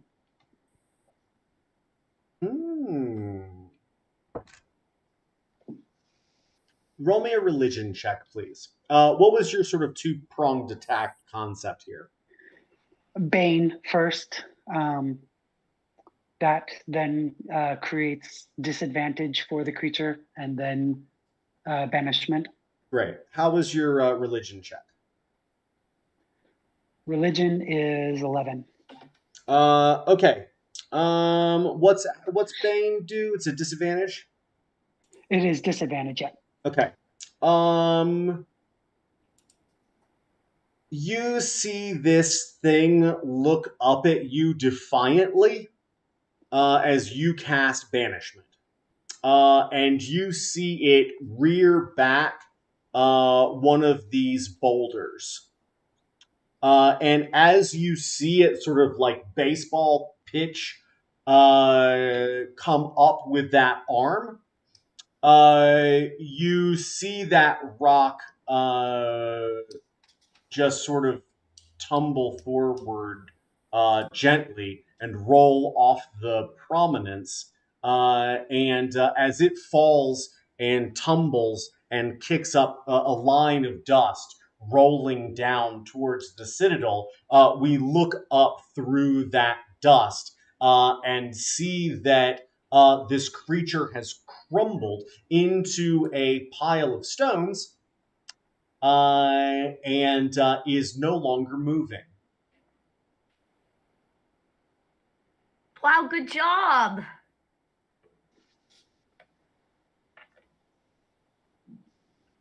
I think at the sight of that, I would fly back to the ship. And yeah, Zero also turns around and kind of is like rubbing their hands together, like nervously. But it's just like, that's what they, talking to themselves, I guess. That's what we told them not, they should. Okay. That's how it goes. And So starts flying back. Svetlana and Zero, one after the other, we see you swooping upwards, and look out over this now collapsed tunnel you came out of. And as you get to the other side of those stones, you see that it is very evident the damage to this ship. It is buckled in on the side, and you can see little points of light pouring out between the cracks in this lacquered wood. You can also see about a 6 foot wide swath towards the bow that's just completely eliminated. You can see inside the ship very clearly, on the first, or I guess second deck, and as you come up over the side of the ship itself, you see Noller, and his eyes are transfixed on a point far in the distance. Ooh, Noller. Real bummer about your piano boat. Um, we can help you fix it.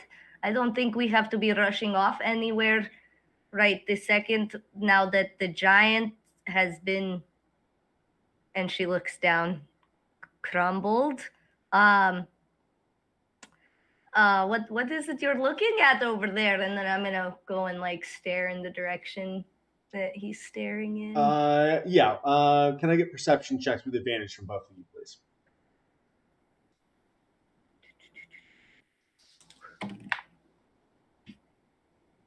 11 and nat 1 6.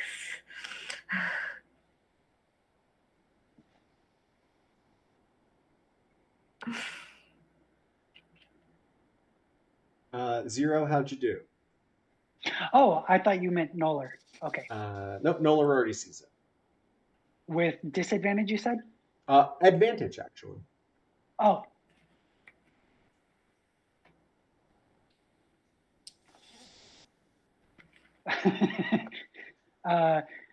Either an 11 or a 19.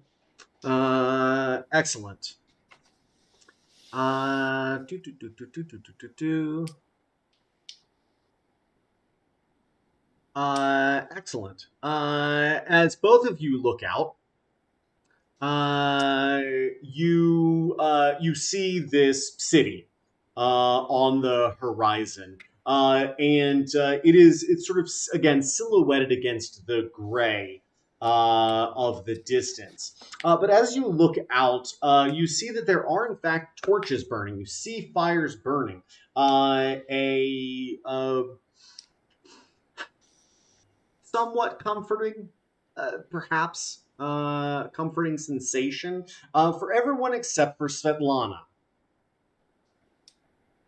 Svetlana, you unfortunately know this place, and it is Calpek Hold.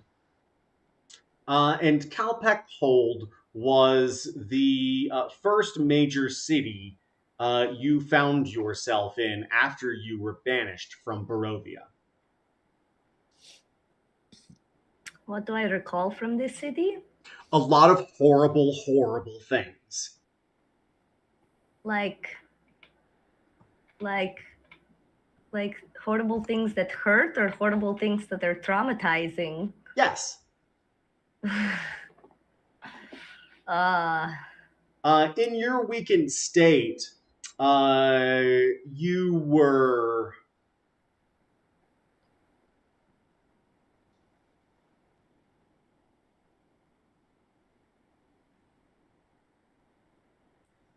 I'm trying to find a nice way to say this, and there's no nice way to say this. Don't say it nicely. Before you thought that being a concubine would give you power and influence and control over your own life to some degree, you were used, abused, and passed around Yikes. by many of the nobles who enjoyed you as an exotic indulgence. Yikes.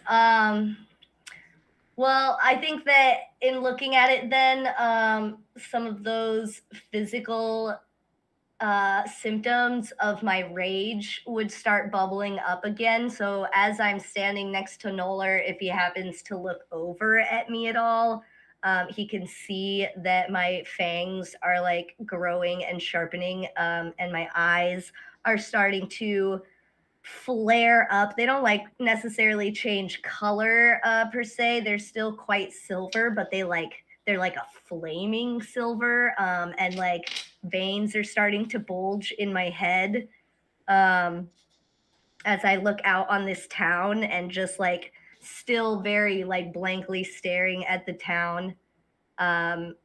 Say, we don't want to go there.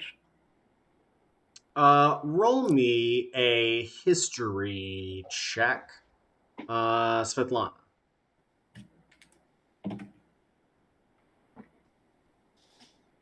Oh, I have advantage on history. Nice. 12. It has been a long time since you were here. A long, long time. I think more than a decade, even, if I recall correctly. And there is in your rage, there is a welling sense that you were weak when you went there initially. You were, from mechanical sort of perspective, a level 1 character. And you are far stronger now by orders of magnitude. And there is a part of you that wants to just lay waste to the city, if not very tactically exact your revenge. That is kind of why I said we do not want to go down there, because I can feel the rage bubbling up inside me. Yeah. So yeah, I say we do not want to go down there, and then I look at Noller, and at this point you very much can see like how much I'm changing physically, with like just how like more angry I'm getting. Can I make a insight to correlate the It, anger? buddy, you don't have to. You do not have to. It is drippingly evident But the that correlation.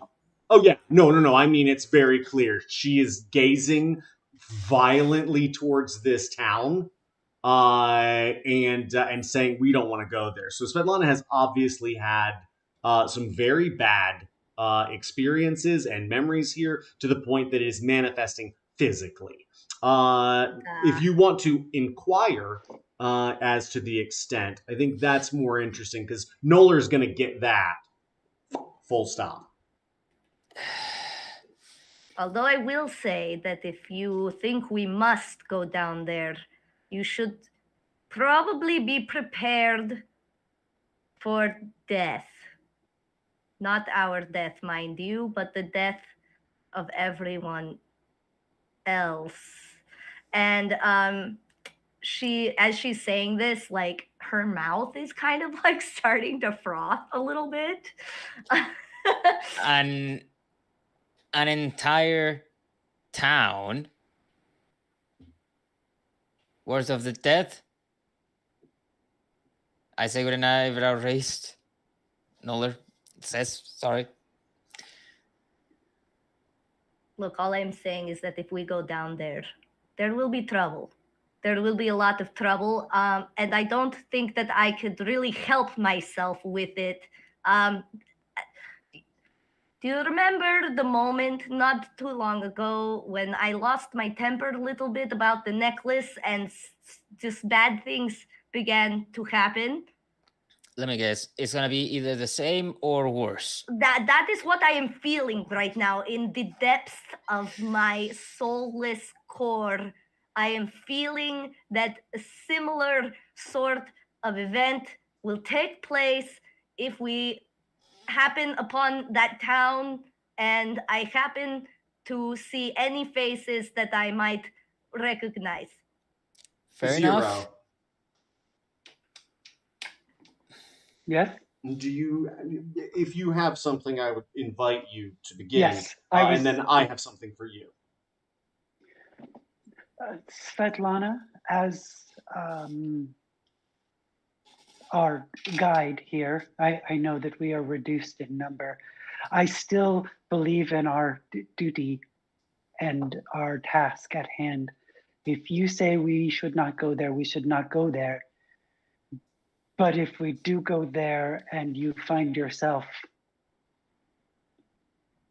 having to do what you need to do, he pats the sack that he has for souls, the little pouch, and says, I have room to carry their souls beyond if needed. What if I do not want their souls to go beyond? What if I want their souls to suffer for eternity? Can I get a religion That check, is- please? Zero. With advantage. Okay.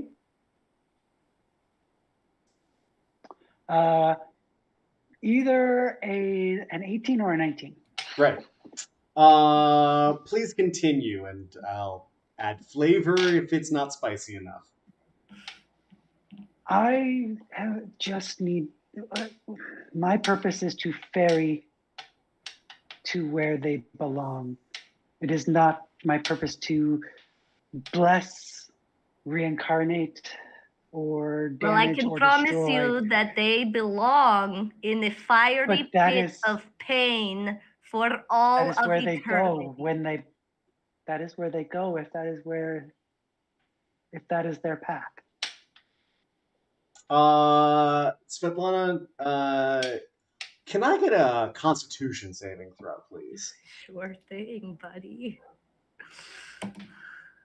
18. There's a faint quiver of animalistic excitement from you. And as you sort of strain to force down that rage, which is now like, yeah, let's fucking get him. You maintain control over that rage, but there is still a sense that you could close that chapter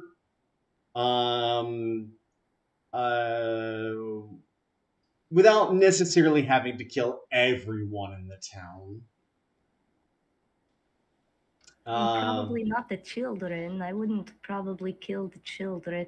As I see Zero pat his soul bag and feel this, I look at Noller and then at Zero and then at Noller. I personally, if you don't want to go there, I won't. The only question I will have in that case is, where will we go from there?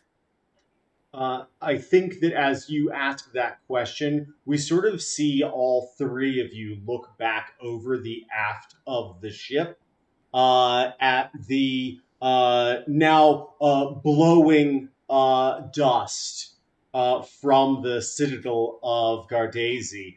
And as it settles over the wall and swirls down the last of the mountain, you realize that it's probably been, give or take, about 15 minutes since the initial collapse of the top tier of the citadel, and retrieving your compatriots may be something very high up on your list at this point.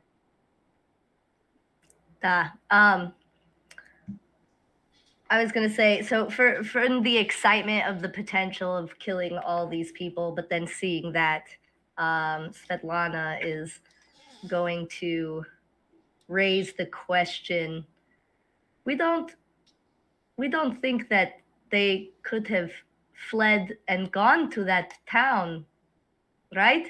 It's pretty far. Yeah, by way of insight, yeah, it's exceptionally unlikely. I think we should go back to the wreckage. I think we should find our friends.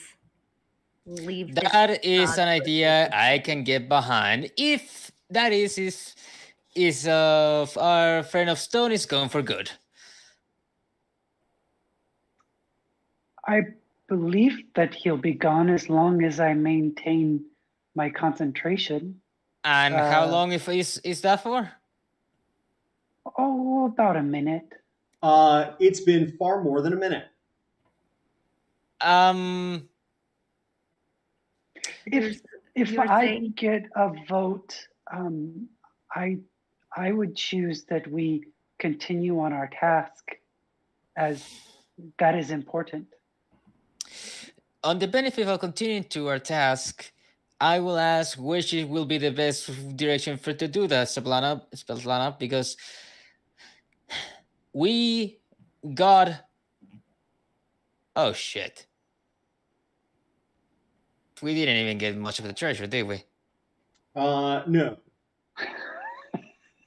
Well, anyways, we got at the very least your weapons and armor, and that's the case. We're down 2 people. Technically, well, yes, we're actually down 3 people. But also, what will be the next step? If you're just looking for our friends, yeah, technically that's correct. You're down 5, including Cleo and is it Sophronis? Who was it? No, that's the other one. No, it is Friendella. Friendella. Friendella. Friendella. Friendella. Well, listen. We did kill that beholder. I don't know if that does whatever it needed to dismay a bit the veil around and maybe go ahead and break another one of the spheres and continue towards Vorovia. But maybe it will. Either way, the question is the same. If we were to continue the task, what is the direction? That's the only thing that is stopping us right now. We need a direction. Hadn't we already discovered that we need to head northeast? Very well. If it is not the town, it'll be northeast. Last chance. As you say last, and then you hear boom, from behind you and below. What? What's that? I'm going to run to the edge of ship to see what there is to be seen. Roll me a perception check, please. Svetlana. I go ahead and do this. I go ahead and do the same because no right now is panicking. Just all of this happening. 14. 19. Nice. 19 as well. Oh wait, no, 20. Dirty 20. With advantage. 0, are you moved at all by this? Like a little floomp sound. Yeah. It's a pretty loud floomp sound. I think 0 is actually looking in the distance, trying to figure out which way is northeast here. That's fair. Roll me a survival check.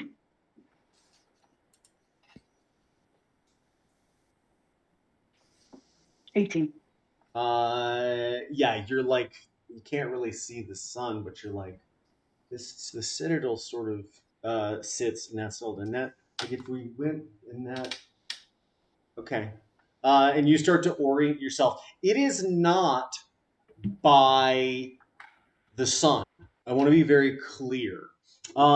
This experience is almost magnetic.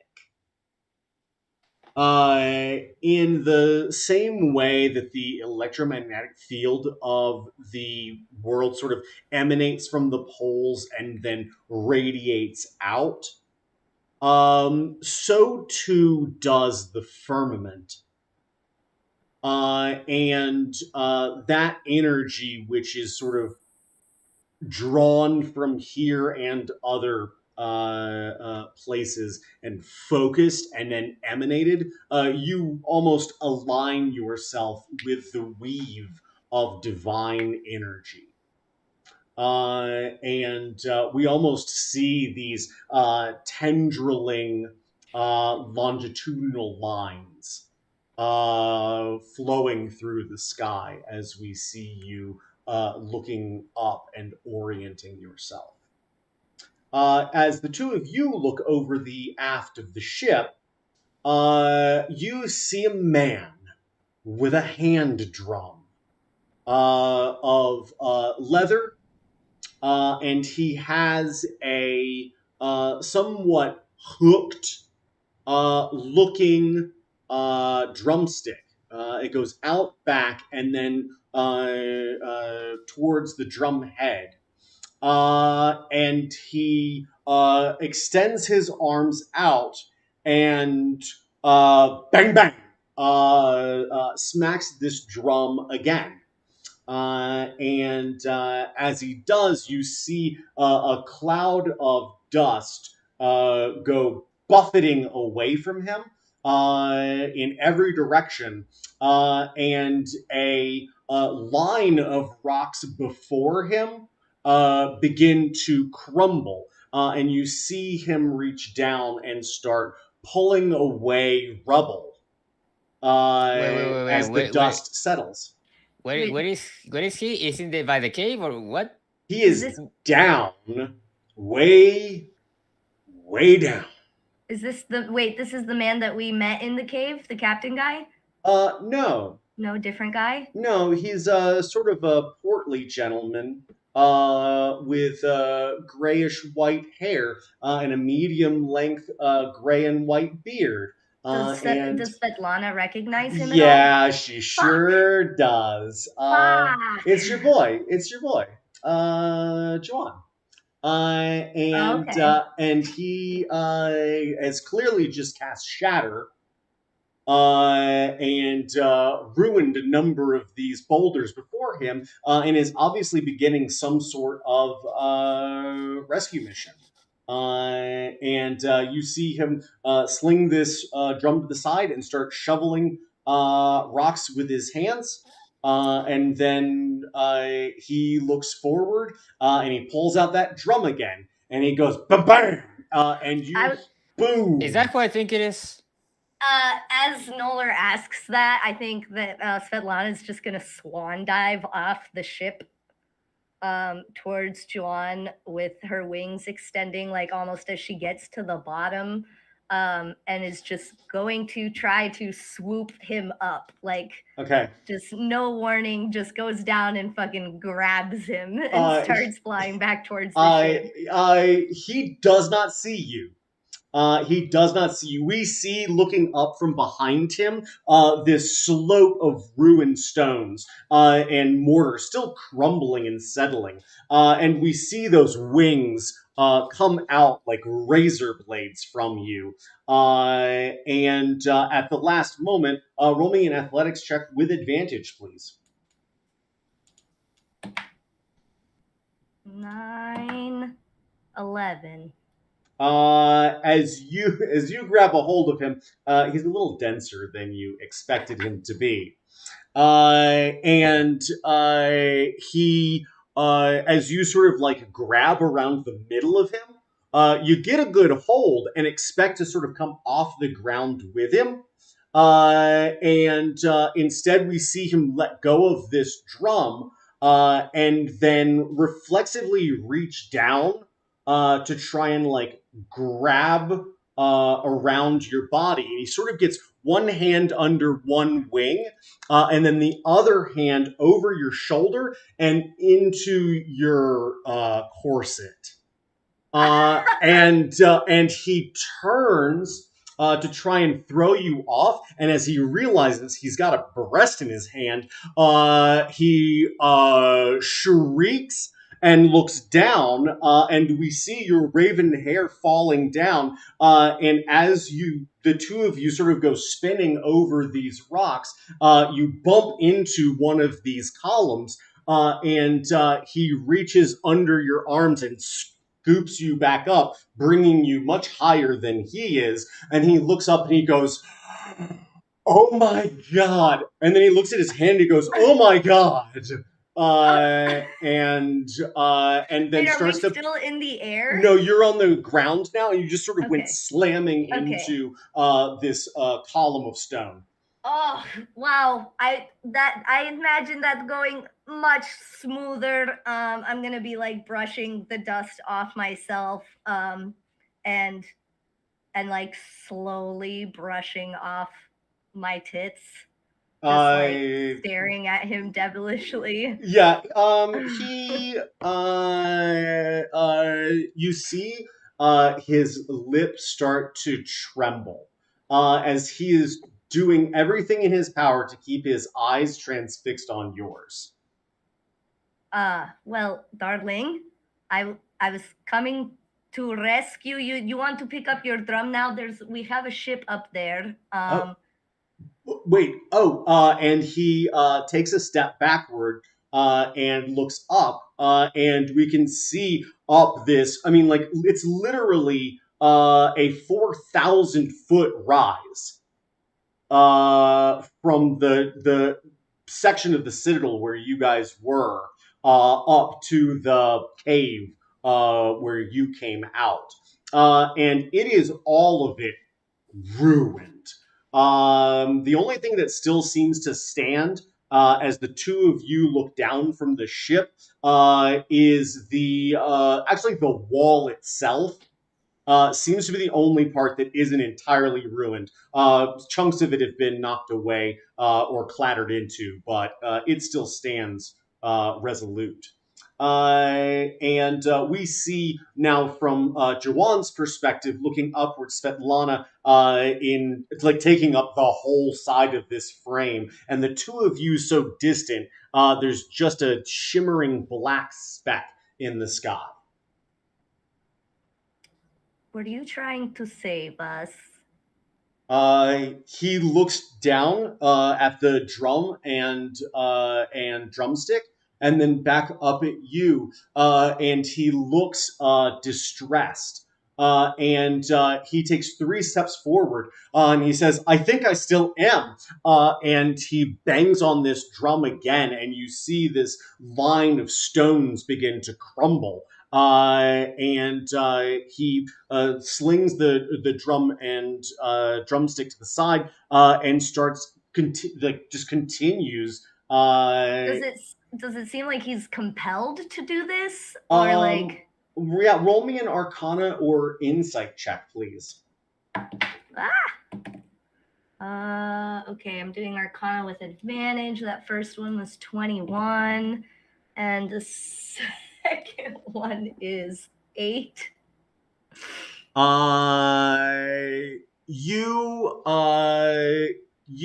it's 8 and what? 21. Yeah, at first you look at him and you're like, what the fuck, man? Like, okay, cool. Like, I'm here. Like, I'm standing right here. Mama's here. And he does look like he is being compelled somehow. And as he does, you're like, wait, if he's under the effect of some kind of magic, that means that there are people that cast magic on him. And you go, and magic only has so much of a range of effect, which means oh my god, my people are in there still. And as you come to that realization, we begin to see the ship descending very quickly towards your location. Noller, I think you're going in the wrong direction.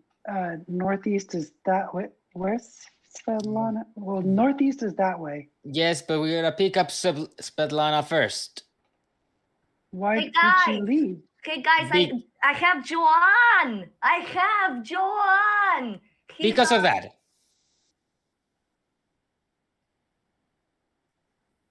Okay, we'll get him on the ship, and there's northeast. Yes, I'm having a bit of trouble with that.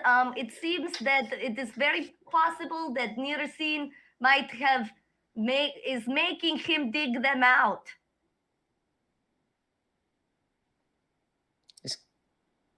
So you have Niacin?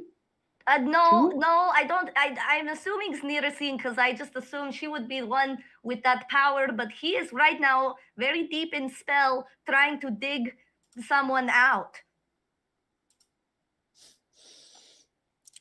I don't know how don't know how she exactly did it. If she couldn't see him or why he was outside the cave and not with them. But anyway, okay, let's fly up here. Let's put him in the boat and we'll see. Are we sure that the giant guy is out for sure? I will try to fly him up. I don't know what type of success I will have. I'm like at this point trying to grab Joanne again. He's unrelenting. He is digging. You can see that his hands are beginning to get scratched, and you can see blood caking this thin gray powder of mortar as his hands are scraped up. Zero, can I get an Arcana or Religion check, please?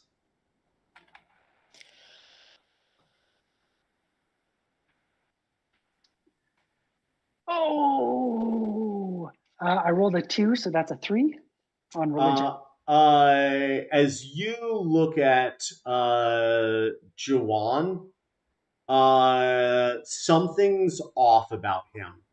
Just the whole energy seems to be really disorientingly familiar, but you're like, but we need to go there. We got a job to do. Like, if they die, they die, I guess. Right. And let's see. Oh yeah, I have true sight, and that could have helped earlier, but it doesn't help now. It does help now. Yeah. Because as you see that true sight, you look at Juwan, and what you thought sort of was just the cloud of dust hanging around him starts to look more like a yellowy green mist. Kind of like the mist that Captain Severin had, or yes? Okay, so seeing that, kind of like, I think that Zero would hiss and come down and what do I have that does that?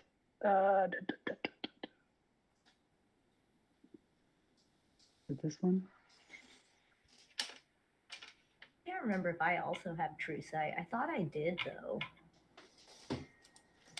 Perhaps.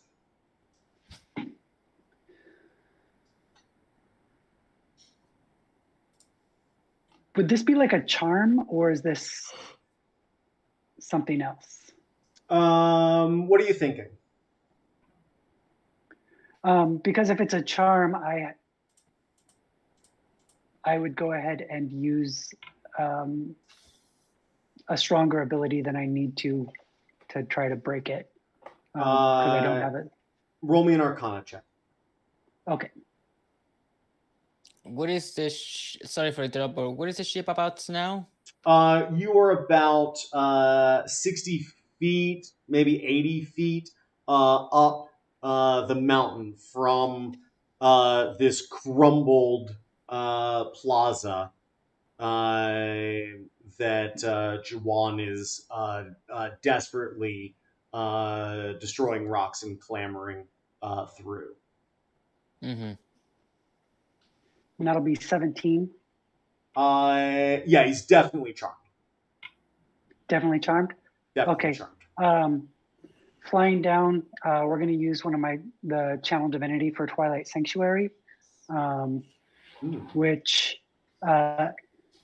if anybody, because it's going to last for a minute, anybody that's going to come within my 30-foot radius, which is a little bit more gloomier and darker, they can have 1d6 plus 10 temporary hit points. But for Juan, I'm going to have it in the charmed effect on them. Okay. It's either or both. It's one or the other at Right. the end of each round for 1 minute. Interesting. Okay. As you swoop down, that gloomy aura around you makes those greeny yellow tendrils stand out in stark contrast. And then we begin to see I'm gonna back up a almost little bit. almost like steam, uh, this mist start to dissipate, and it begins to congeal into little black droplets that grow as more of this material is wrenched away from Jawan's body. I'm gonna Uh, back up a little bit more. and then you see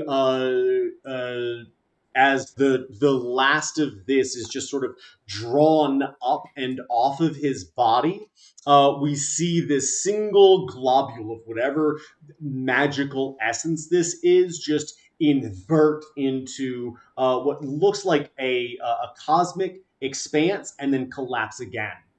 And then we see Juwan take a deep breath and look up with clear eyes at Zero. And he looks back at the rocks, and then he looks back up at Zero, and he says, "But they're still in there." And he turns and, with bloodied hands, continues to pull at these stones as he starts to cry. Wait, Uh, darling, darling. he does Darling. not wait, and he does not, darling. Duh. He is not. He is clearly not compelled, but he seems every bit as committed of his own volition to try and save Dell and Narasine. Can I Uh, slap him? roll me an attack. He is making headway. I want to be very clear. He's not. He's not. Yeah, but I don't want him to free the other guy. What other guy? The other guy that had the tendrily things on his arm. Roll me an insight check, Svetlana. Okay. That would be 10. Yeah, I think it's reasonable that you are concerned that he might free someone as dangerous as he would someone that's in your party. And that's 19 to hit with my hand. You slap him. What damage do you do as you slap him? Oh, sorry. 2. Yeah, you slap him. You knock him to the side, and as you strike him, he turns and looks up at you from the ground as he falls, and you can see streaks of moisture running down through this mask of dust and mortar on his face. And you see sweat on his brow starting to run, and he says, "But they're your friends too." And he looks up at you, uh, and he is He is not injured, but he is deeply hurt right now. I'm gonna like kneel down to his position, and I'm gonna wipe some of the tears off his face. Um, and I'm gonna say, but look at your hands. There has to be an easier way of doing this. Also, there might be an also not so friendly person that initially compelled you to start digging. Uh, he says, you can't hear her? And he looks back at the pile of stone, and you don't hear anything. I Hear, do want to be very clear. hear who? Narasine, she called to me. Oh. Okay, okay. I think What it might. is I think it what? might actually be Nearacine Zero that is What? trying to have him dig them out. What is the where is the ship right now? Where you want it to be. I'm gonna descend as close as I can, more or less landing close to Yuan, and just to be able to, hover Sure. off the ground on this rubble. And once I'm in that position, I'm gonna jump out the ship and into all the rubble and close to Yuan and say, "Okay, what has happened?" Well, Joan was digging. I thought perhaps it could be your captain friend that was trying to make him dig, but he says he can hear Neuracine. I believe he is trying to free Neuracine and Adele out of the rubble. But I fear for his health right now. Look at his hands. There has to be an easier way to dig through this. Zero. And Can I get an insight check, please? yes, and I have thoughts. Yeah. Zero has been standing with his head kind of like cocked since he said that they're still in there, and he's just kind of confused and watching. That's 25. You get. You ever seen the meme about like how heavy things are, and then at the end it's sort of like a black hole? Your stomach plunges as if across the plains, as you realize that whatever corrupting energy was causing you to react so violently and was compelling Jawan are the same energy. And can I get another Arcana or Religion check from you with advantage, given the depth of your insight now? That is a nat 1 or an 11. As you think about this, you hear a single whispered word in your mind, and it is. And as it hangs I in, missed that. What was that? Okay. And as it hangs in your head, it expands in an explosive manner, and you feel your temples erupt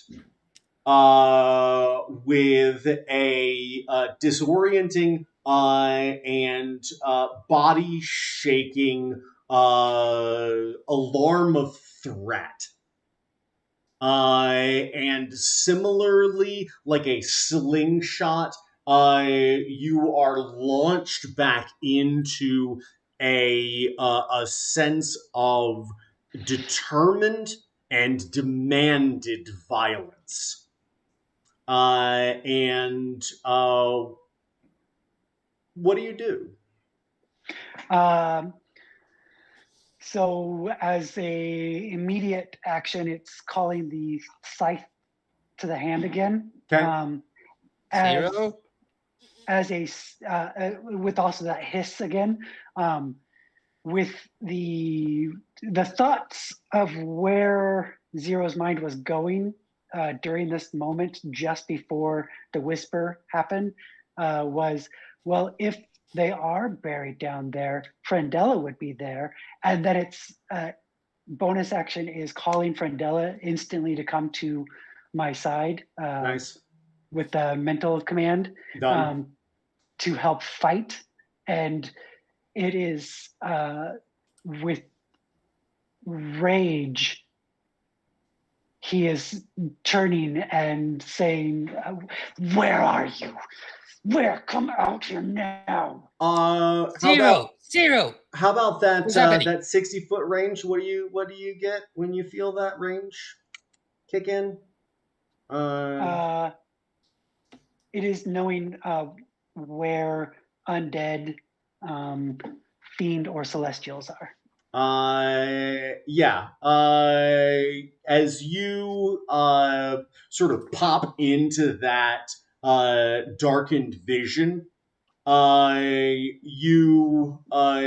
you can actually see now through these rocks. And you see two prone bodies that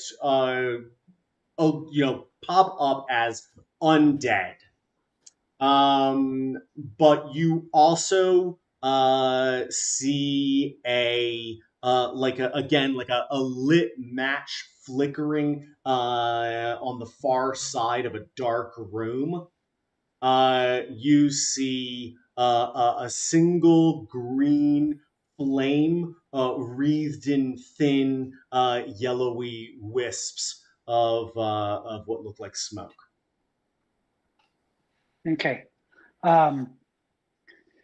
I think that you see, since Noller has been calling out, Noller sees one of Zero's eyes, like, it's kind of like, because it's a sideways glance, like zero in on you. Ha. And all of that rage that Zero is feeling, which is immense, uncontrollable for Zero. And it's beyond Zero's understanding because it comes from the Raven Queen herself. You feel that almost aimed at you, as then Zero turns away from you. Like you could feel like Zero is almost about to attack you, and he just goes incorporeal and through whatever is in front of them to go right towards this evil. Zero. No. I'm gonna.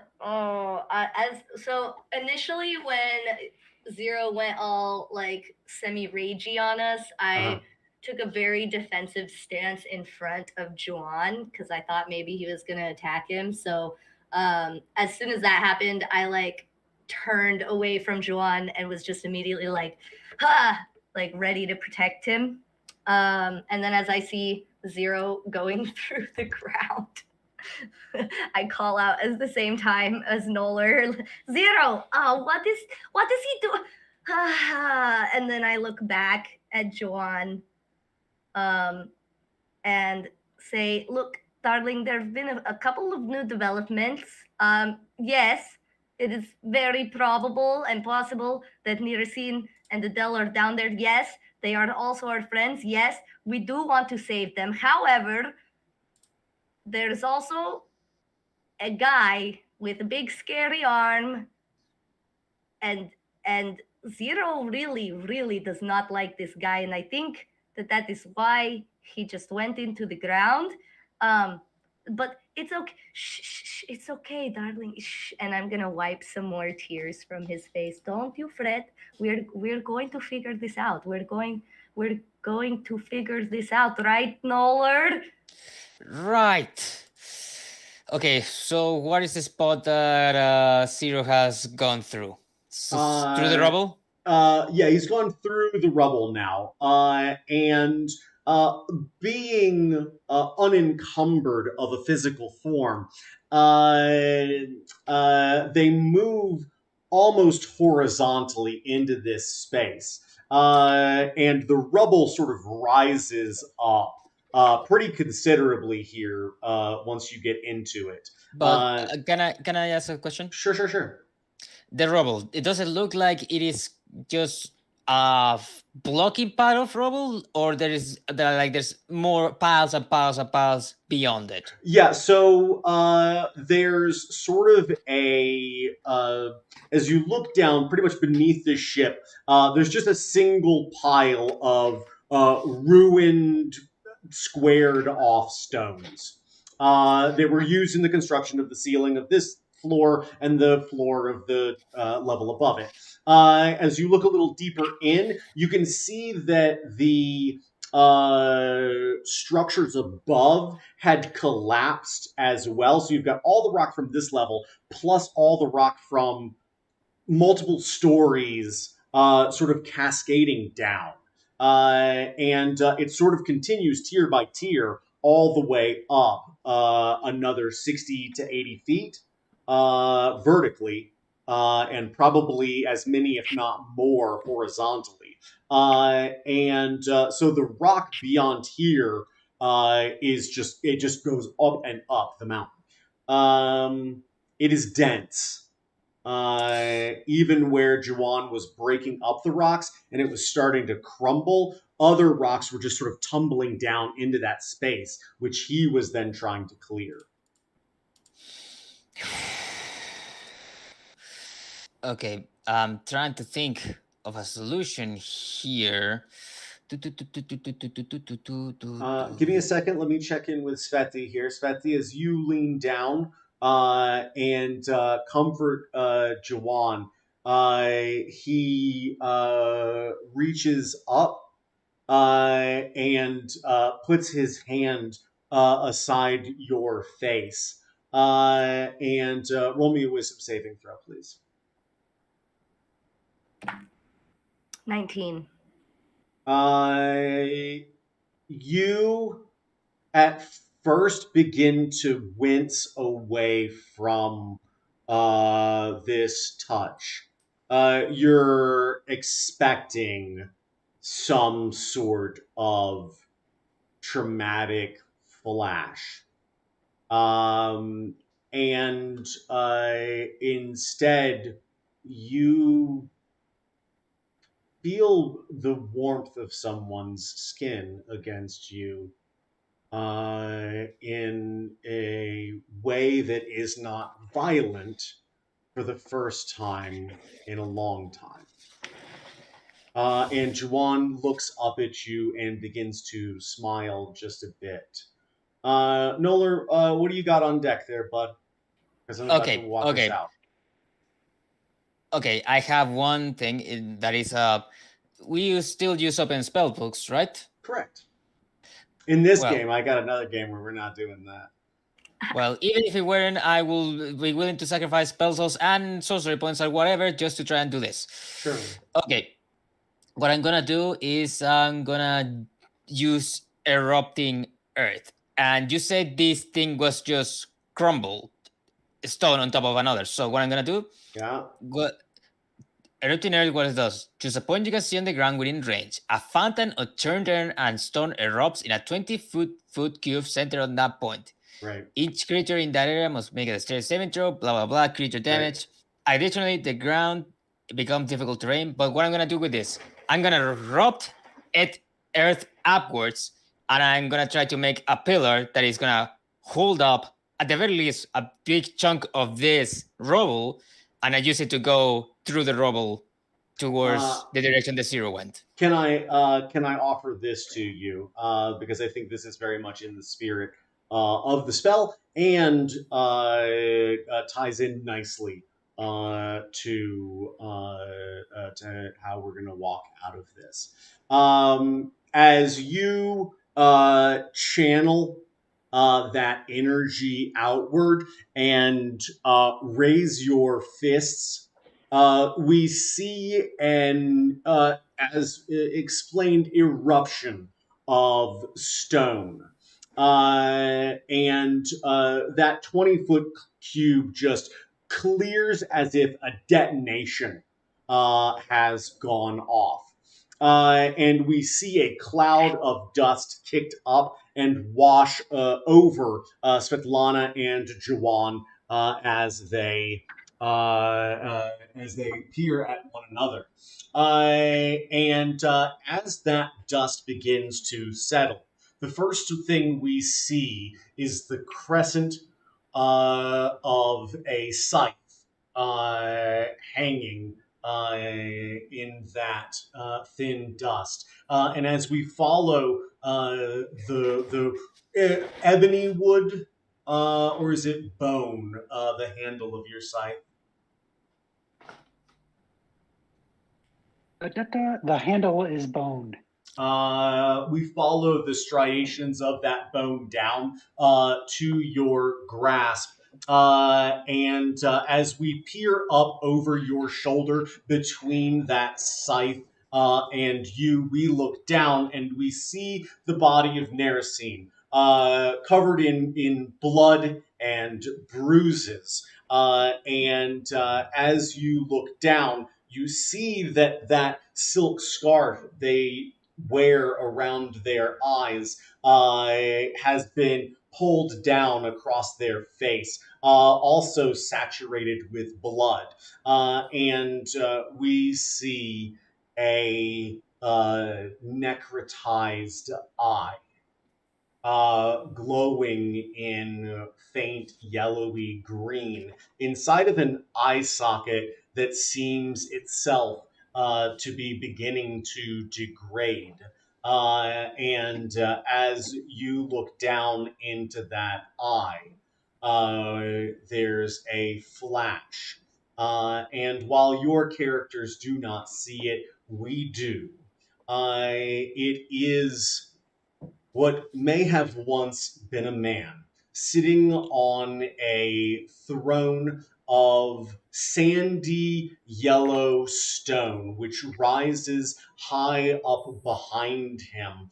And he puts down a single hand of gnarled green and brown and hefts himself upwards, his size now far more imposing than his seated figure would suggest. And as he looks down at us, we see but one eye remaining in his gnarled, sunken skull.